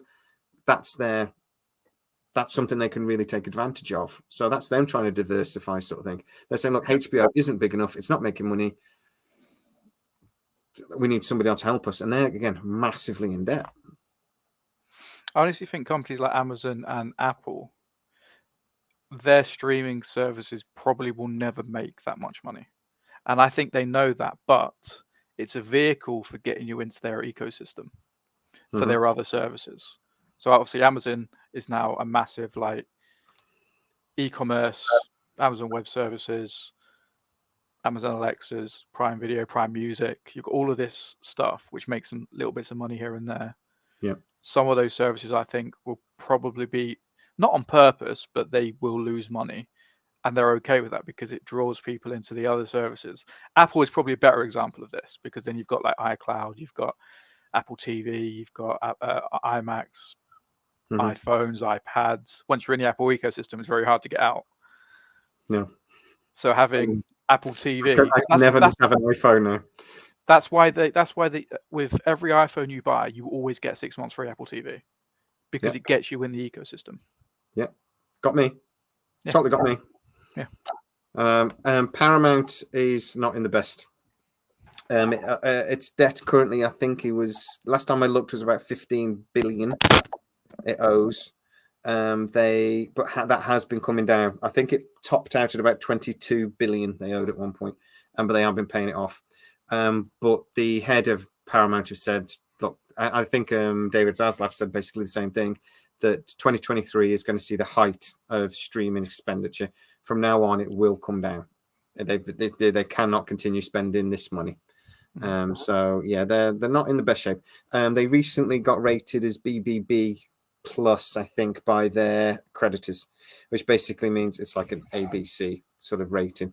AA is the best rating. So they got rated as okay and stable, basically. So their class has been stable. They believe they can pay their debt. But that's about a B. They got a B plus, basically. Which is a pass. So it's a pass. Yeah, it's a pass. But they have, and the problem is as well, we're now going to be going into a period of debt is going to become more expensive. So, and that affects us and it affects companies as well. And when you owe billions, don't get me wrong, they get better deals than we get. They're not going to see all of a sudden it going up to like 8, 9, 10%. It doesn't work like that when it's big businesses and that much money, but it still will be more expensive to manage that debt over the next few years. So, yeah. Wonder if the Hulu being merged news are true. I have not seen any news today, but Hulu is going to be part of Disney. The thing is, they're negotiating. They agreed a price for Hulu. Was it last year or year before? I think it was the year before, possibly. I think you mentioned it last year. Yeah. So was it last year? God, I tell you what, post-COVID, everything, months and years and years and weeks and days. But anyway, so they've got this agreement that I think it's 20 billion Disney have to pay. But now Disney are going, I'm not sure it's worth 20 billion. I know it was worth 20 billion last year. I'm not sure it's worth 20 billion this year. So they're sort of like trying to negotiate and get a better deal, basically. But it's definitely last year, I remember you saying that exact thing. Well, there you go. So, but they were looking like trying to get out of it at one point. It looked like Disney were actually trying to get out of it. But they own 3/4, and I think it's Universal own the other chunk. I think it's Universal. Read so many of these things, it gets so mixed up in my brain. But I eventually tried to get it out. But yeah, I think that's the interesting stuff that's going on at the moment. I do think it's interesting that we've got this little bit of information because, like I say, this information about these PR marketing. I'm going to have to say, like, I was talking to Jenny about this actually a couple of weeks ago. I get so confused about the difference between public relation team and a marketing team because I thought they were pretty much the same thing. And the more I talk to people about it, the more it seems actually marketing people hate PR people and PR people hate marketing people. And I'm probably with you there. I probably didn't. I don't know the difference. When someone says PR, I thought it was the same thing. Cool. That means they're going to be like advertising shit and advertising stuff. I'm not on Harris's channel anymore. They're really advertising stuff. You didn't say the C word. That's the main thing. Damn you, Stormy. I love you. Damn you, Stormy. Popcorn Power just asked me there, what's the difference? I'm still not sure I know. I don't know. Jenny is the best person to ask. On a basic level, it seems like marketing people are worried about selling a product. So they're marketing it, literally marketing it. How do we package this so that somebody will buy it? And public relations people are more bothered about what people are saying and stuff like that. So like they talk to like reporters and stuff a lot more. I think that's right, but Jenny will probably correct us. But PR is focused on creating a positive image for the company and building a positive relationship with the company's various stakeholders, whereas marketing focuses on reaching customers and prospects and increasing sales for the company. So again, marketing is your advertising and reaching the customers, whereas PR is to protect the stakeholders, protect everyone who's invested in it. Yeah. So I can understand then why when they're talking about this, do we do a movie with or without the stars, or do we do a Jenny agrees with me. Oh no, I'm slowing down. Or a movie with or without the stars. Do we that's mental. It's like I'm on acid. Am I really slow on your side? Yeah, you are. Oh, crazy. Now you're really quick. Rewind.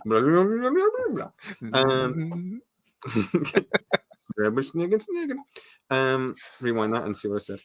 I can understand then why it would be marketing and PR people. That's what I was told anyway, that this was a joint thing and it was PR and marketing people, because they're not just looking at selling the Stargate, they're looking at the perception of Stargate and how would people perceive what we're doing, and this idea.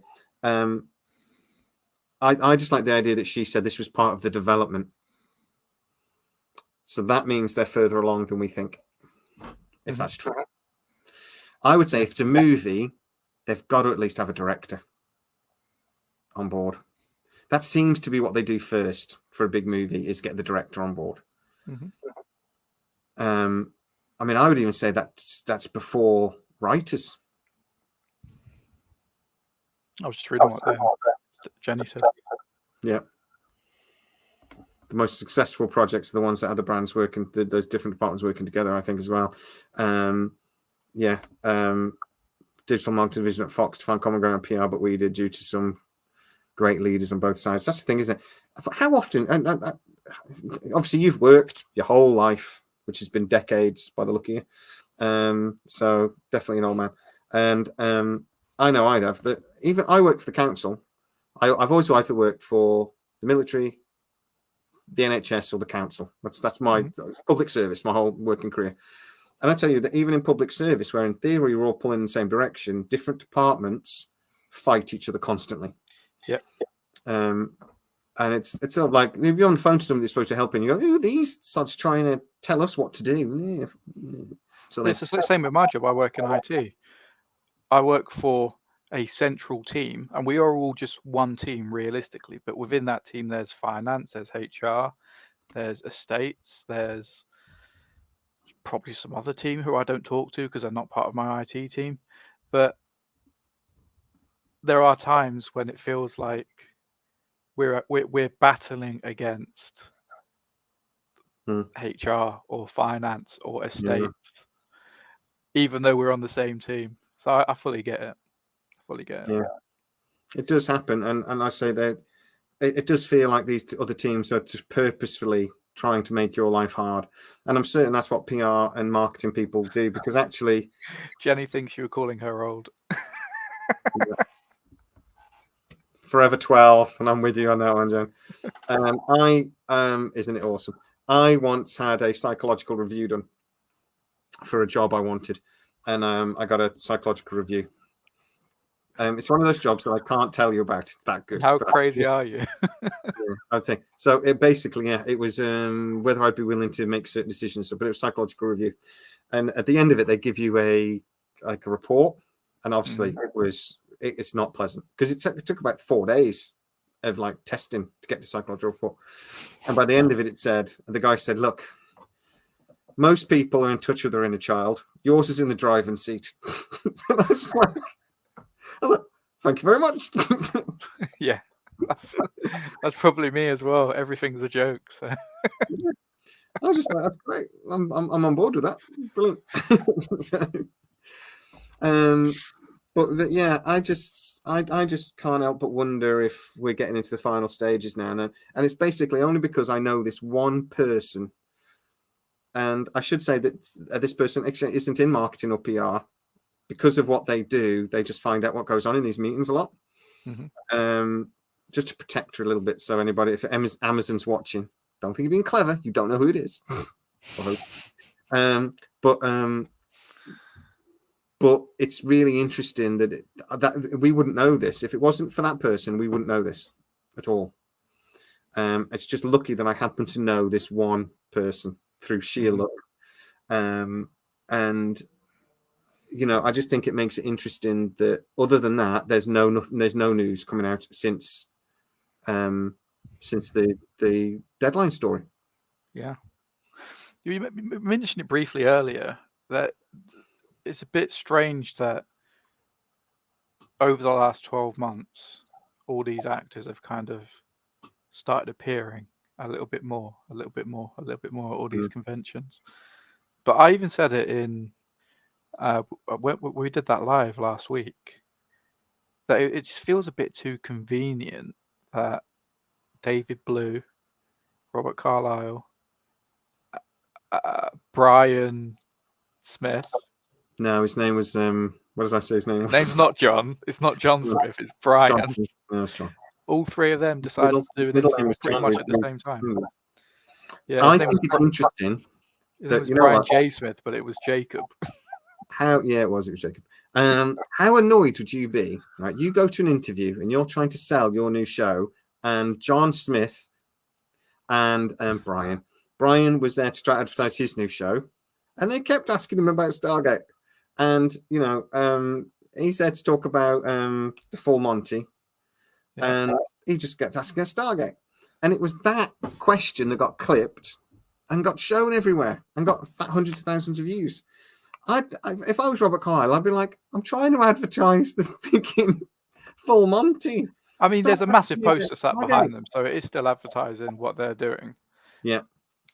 Because we all know it's from those interviews. I don't know. I surely they're proud of the work they've done in the past and they're happy to talk about. I know David Blue is very happy to talk about Stargate and everything he does. Like even when they wanted to talk about Star Trek in that interview, he wanted to talk about Stargate, and he's a massive Trekkie. Like I don't know if you'd be annoyed. I think you'd just be like happy that they're bringing up something, because obviously the fans want to know, and they want to. At least I don't know. I can't speak for actors. I don't know how actors think, but if it was me, I'd want to give the fans what they want to know. And if that's a question that they're always asking, kind of thing. Yeah. If you're in a position at that point to tell it, to give them an answer, which is why I think it's a bit convenient that because whenever they do an interview, they will get given a set of questions you can ask, questions you can't ask. Generally speaking, they get a pack before and don't they say what. And they obviously asked about Stargate. They said yes, which means they're happy for them to start talking about it again. So that one report, which I forget was called this Road 4, I forget what the company was, the production company was called now. But anyway, they asked the same question to both actors, exactly the same question. The one who did Robert Carlyle and Brian. And Brian, yeah, they asked exactly the same question to both actors, which I thought was interesting. It's also interesting that this is a show that ended 12 years ago, 13 years ago. No, 12 years ago. So, and people still go on about it. And it only did 2 seasons, and people still go on about it. It would do my nut. But also, I looked at a few. Sorry, just to say, I looked at a few conventions from a few years ago with Richard Dean Anderson, Amanda Tappin. They've regularly done them, and I tell you what, the place they were in was half empty. Look at the ones now; they're from like 5-6 years ago. Look at the ones now; they're crammed. That DEF CON one had loads of people. Yeah, it's. I don't know why that is, because it's been shown on TV more in the last few years. Streaming services have had them, so people. I know there's a massive fan base for Stargate in Europe, and DEF CON was obviously in Central Europe. It was in Germany, so yeah, it's for those countries. It's quite an easy location for them to get to, I guess. It's not as far as Comic-Con, and it's not in the UK. So it's I don't know. I think it's just an easier place for them to get to. I think that's why there's probably more people, because there is a massive European audience. Yeah, there's a really big one in France as well, which I always find weird because they speak French. Stargate's huge in France. The one like Le Midi is a big Stargate channel. He used to say he's the biggest Stargate channel in Europe. Well, I used to make Don't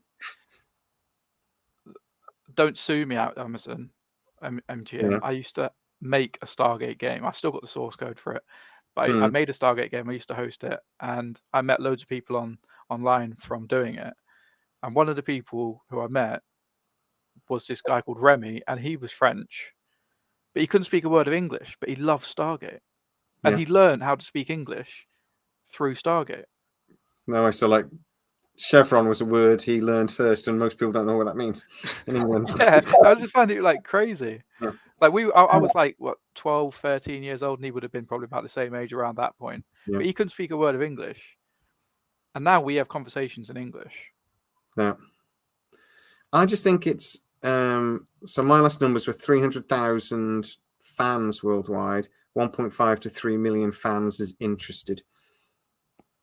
I think that's conservative, but I think there are definitely more because active fans are people who are actively on social media right now talking about it. I think that's probably a fair number. I think those numbers have gone up though because of Stargate, SG1 and stuff appearing on. I think streaming services, particularly in the last 5-7 years, that might be why. That might be why these things are happening now, to make people more active fans, so they get a more accurate representation. Yeah, and an active fan, if you get 300,000 active fans, that's not enough to support a show. Mm-hmm.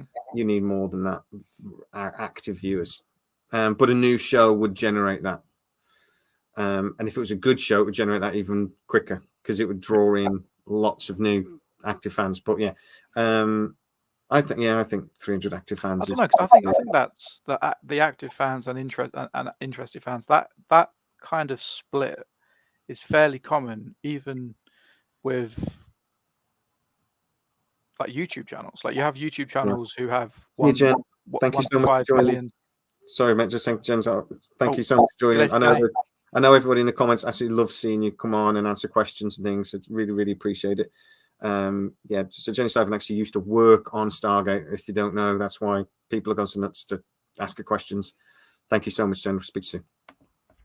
Sorry, mate. Yeah, that number 300k active, and then you've got 1.5 to 3 million interested fans. That's kind of what happens on YouTube as well.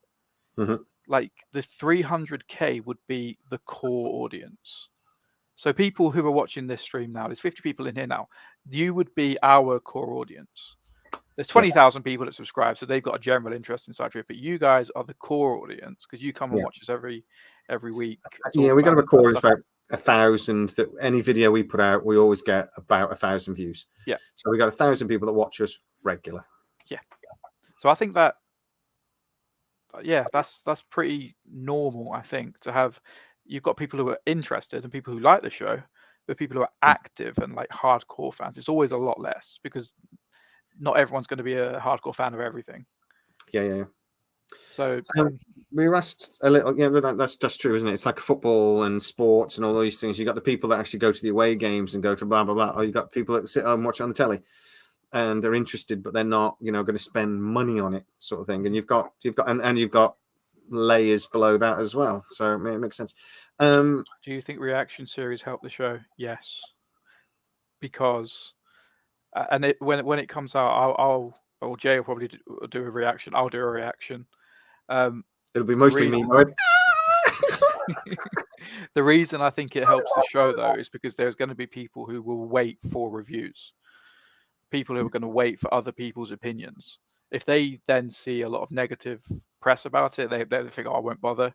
But they'll wait for those reviews, and I think those reviews are always important for any show. Yeah, there's a lot of people that it does help, and it gives. It could also kill a show. Yeah, it gives people an opportunity to talk about, particularly when there's YouTubers you trust, you respect their opinion or whatever, which is where we try to be generally quite level and balanced. When I do reviews and I talk about things, I'll say what I think, rather than tearing it apart like some do. But oh yeah, I wouldn't go into like the cinematography or the other pretentious like media, film and media courses that they do. I like to think of myself. I liked it. It made me laugh. It was good. I just like to think of myself as I'm not an expert in anything. I'm a sci-fi fan that will tell you my opinion. I'm not the brightest person in the room. I'm telling you that at least half of the people, not you, Matt, but at least half of the people in the comments are much brighter than I am. Now, I actually think I talk to you. I talk to Harris sometimes, and I think, Christ, I'm thick. I don't know what the f you're talking about. Harris is a walking encyclopedia of movies. He's a freak. Yes. Me and him, when me and him do a live, we chat absolute like crap. Yeah. Like we'll talk for 2.5 hours. we were talking the other night, and we were talking about the Flash because that's what the topic of the thing was about. And for some reason, we got into AI, and I literally had a massive 1 hour long conversation about AI and like how it's not even a massive issue right now. Like for sake of taking over the world and all that kind of stuff. And then we were also talking about maths and science. And yeah, he told me. Yeah, it was. I've got to watch the last half of the video, haven't I? Because apparently you started talking about Stargate, and what if 2 gates opened and tried to talk to each other at exactly the same time? What would happen? And yes, because he just said something weird on the stream. He's like, oh, there was 2 Stargates in my head, and I just thought, what if they got closer together? And then we had like half an hour of just chatting, he told crap. Me. It was saying with me and him last night. He tried to end the stream after 30 minutes. Right. I was like, I'm doing a Stormy. At 2.5 hours, I said, I've got to go, mate. Sorry, but we talked about a road trip across Canada. We talked about when I did a road trip in LA a few years ago. We talked about, oh God, just went on and on and on. I talked about 20 minutes about me driving an RV and nearly dying driving up to the Grand Canyon. It just went on and on and on. Before we end our video, because this is the longest live I've done in ages, but before we end the drive, San Diego Comic-Con.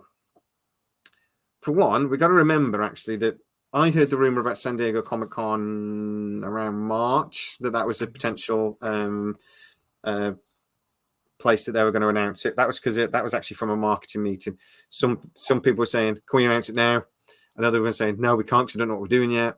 And they said, right, and San Diego Comic-Con. We want San Diego Comic-Con. So we heard that rumor then. But it's actually Deadline story, whereas San Diego Comic-Con was mentioned very recently as where they were going to announce this, and RoboCop and Legally Blonde 4, 3, 2, 1, whatever it is. That story came from Amazon. Yeah. Did they mention San Diego Comic-Con in that article? I'm sure they did, didn't they? I'm sure that's where it came. No, I don't remember. Right at the bottom of the article, if I remember right. You have a look. Anyway, excuse me if I'm wrong. In that case, it's just from me. But I'm not the only person that's been talking about it more recently, is the point anyway. Doesn't mention it. And it shouldn't say SDCC right at the bottom. Nope. Oh, it might have been another article then. I'll have to dig it out and I'll find it. Anyway, the point is other people have been talking about San Diego Comic-Con. So The interesting thing, though, I was going to say was that is the biggest place for any company that they aim for, particularly if they're doing a sci-fi project, is they aim for that's the big thing each year. I actually wonder whether they might do an announcement just before then to drum up excitement that they're developing. Maybe the announcement that they'll do beforehand, if they do, will be something is coming, and then that'll drum up the hype for the announcement at Comic-Con. Yeah, but there's no way. Oh, you know where I read it now? It wasn't in the deadline. I think it was on the Screen Rant when they announced it. They mentioned San Diego Comic-Con because that was where right. That's right. But their argument was that Deadline are reporting this now a few months before San Diego Comic-Con, because the decision's basically been made and this kind of thing. But what they announce at San Diego Comic-Con is going to be, if anything, like we said, we're in an unknown world, though, aren't we? Because the last time I was told was about 3 weeks ago, and what I was told was the plan is still to announce it at San Diego Comic-Con, but, and then there's a long list of buts. But this, but that, but something else, but that was their understanding, that San Diego Comic-Con is what they were looking at.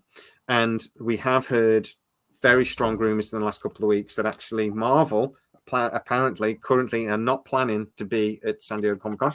Yeah, they pulled out, didn't they? Yeah, but Amazon are apparently going in all guns blazing. But if you think about things like The Boys season 4 about to get shown and things like that. This is what I was thinking. They've got The Boys. They've got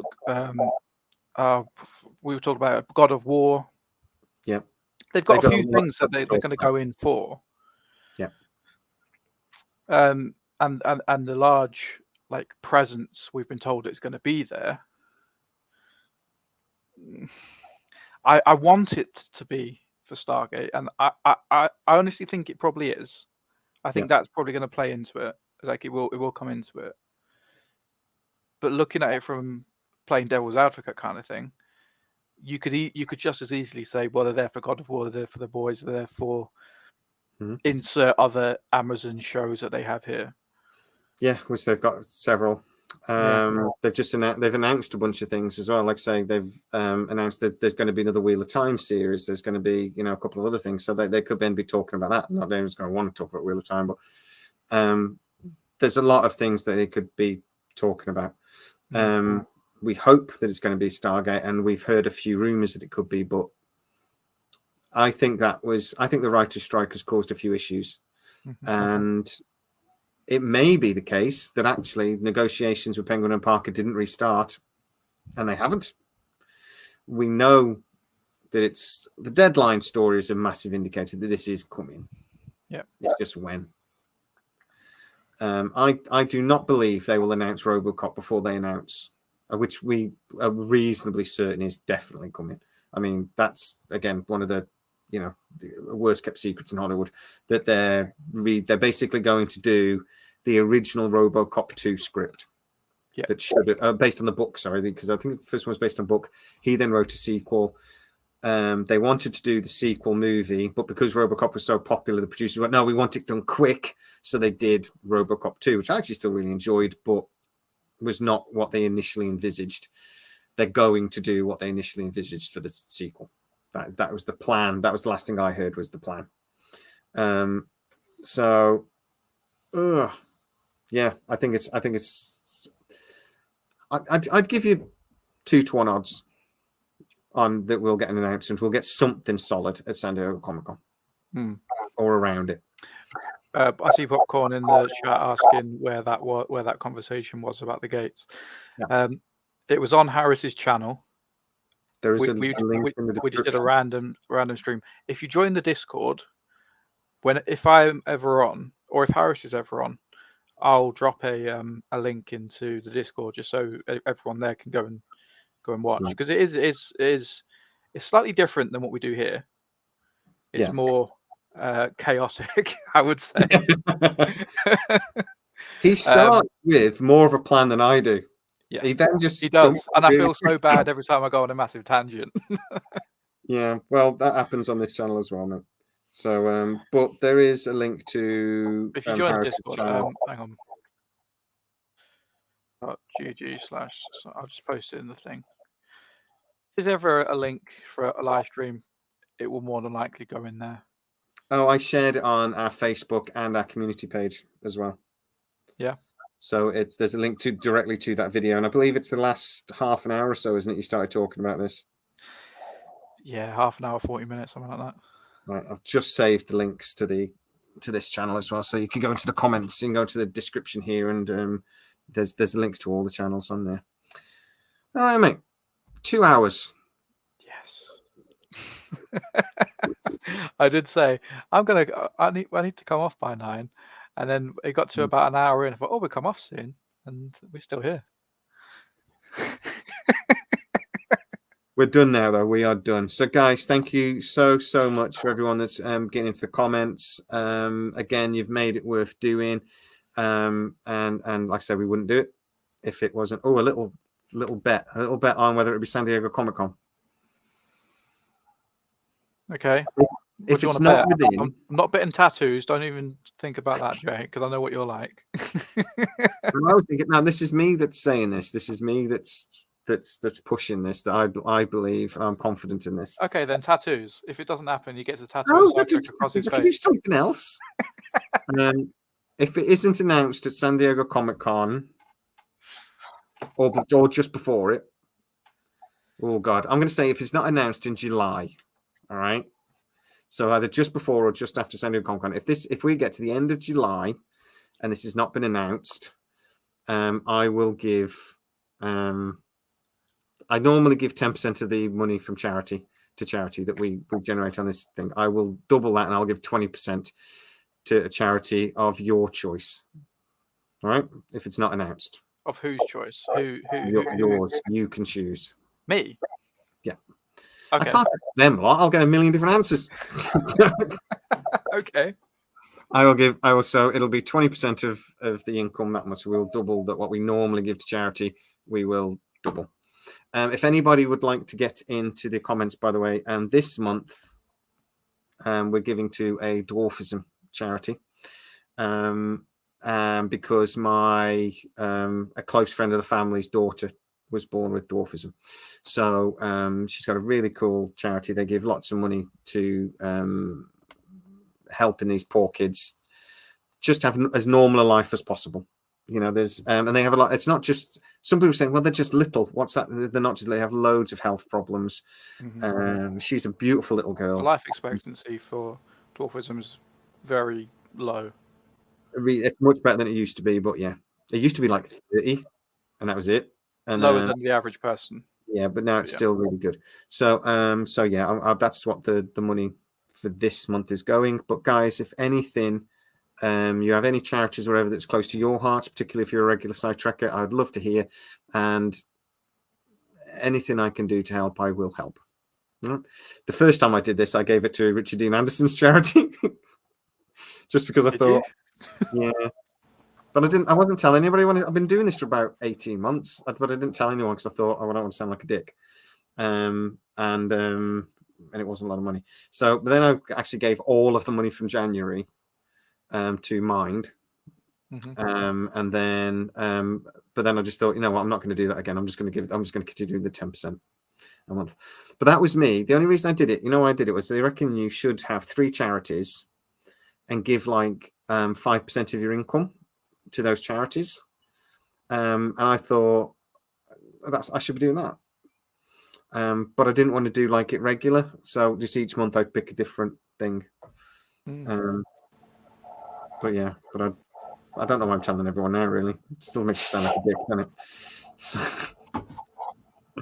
but anyway, we're off. So thank you so much, everybody. It's been a real blast. I love doing these lives. I'm going to start doing more lives where I just come on myself and I just talk to you guys as well. I'm going to start doing that a little bit more often.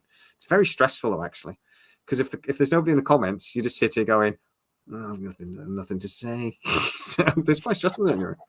But I'm going to do it a little bit more. You used to do it on your own all the time. I used to watch you. That's when I was just a fan. I used to just watch you. And now you're committed. I remember the live you did to apologize and say you were wrong about Brad Wright being at Yeah. Amazon head office. I think that's like pretty much when I decided to message you, actually. Yeah. That was such a dick thing. That guy, he had to go at me because he said, "You call me a liar." So this, if guys, I'll tell this story, then we're going, right? So we've got 2 minutes. I know you've got to go. So this guy told me that there was a load of meetings at MGM and Brad's Wright's name was all over him, right? And this was when MGM still thought they were going to be allowed to do Stargate the way they wanted. Because Amazon hadn't told them that actually we're going to absorb the company, you're not going to be allowed to do anything. So MGM thought they were going to get to make Brad's project. So he saw some meetings and Brad's Wright's name was on these meetings. He then saw a big guy in a mask come through and thought, that's Brad. So he messaged me saying, this guy's a security guard. Brad's at the head office at MGM. So I did a video. Brad's at the head office at MGM. There's meetings, blah, blah, blah. And then Brad personally messaged me going, no, I'm not. So I messaged him going, what are you on about? And that's when he told me, guy in mask. So I'm like, you prick. But the meetings were about Brad Wright, not with Brad Wright. And we've realized since that was when the decision was made not to go with Brad Wright's script. Mm-hmm. But we didn't know that at the time. But I basically had to go live and apologize to Brad Wright. I'm so sorry, I made a mistake. But the guy that told me that, though, then called me a liar and blocked me. And I'm like, you made me look like an idiot. I'm not calling you a liar, but what you told me was wrong. So what was I supposed to do? But yeah, he stopped talking to me after that. And now he's the guy who comes on and leaves like crappy comments and changes his YouTube channel every time. He's the nemesis. No, it's possible. I do love that I've got a nemesis. I may have nemesis. I might have a couple of people that don't like me. Apparently, there's a YouTube channel, and I can't figure out which YouTube channel it is, but there's apparently this YouTube channel out there that regularly calls me a liar, but I don't actually know who it is. I've never found them, but it's been. I've never seen anything. I've said a couple of times. People have said to me, "There's this YouTube channel, but nobody will tell me who it is." So if anybody knows a YouTube channel out there that's slagged me off, then tell me, so I'll go over and slag them off. But it's Gate World. It has been once or twice. Yeah, but they have since apologized. So yeah, they have apologized since.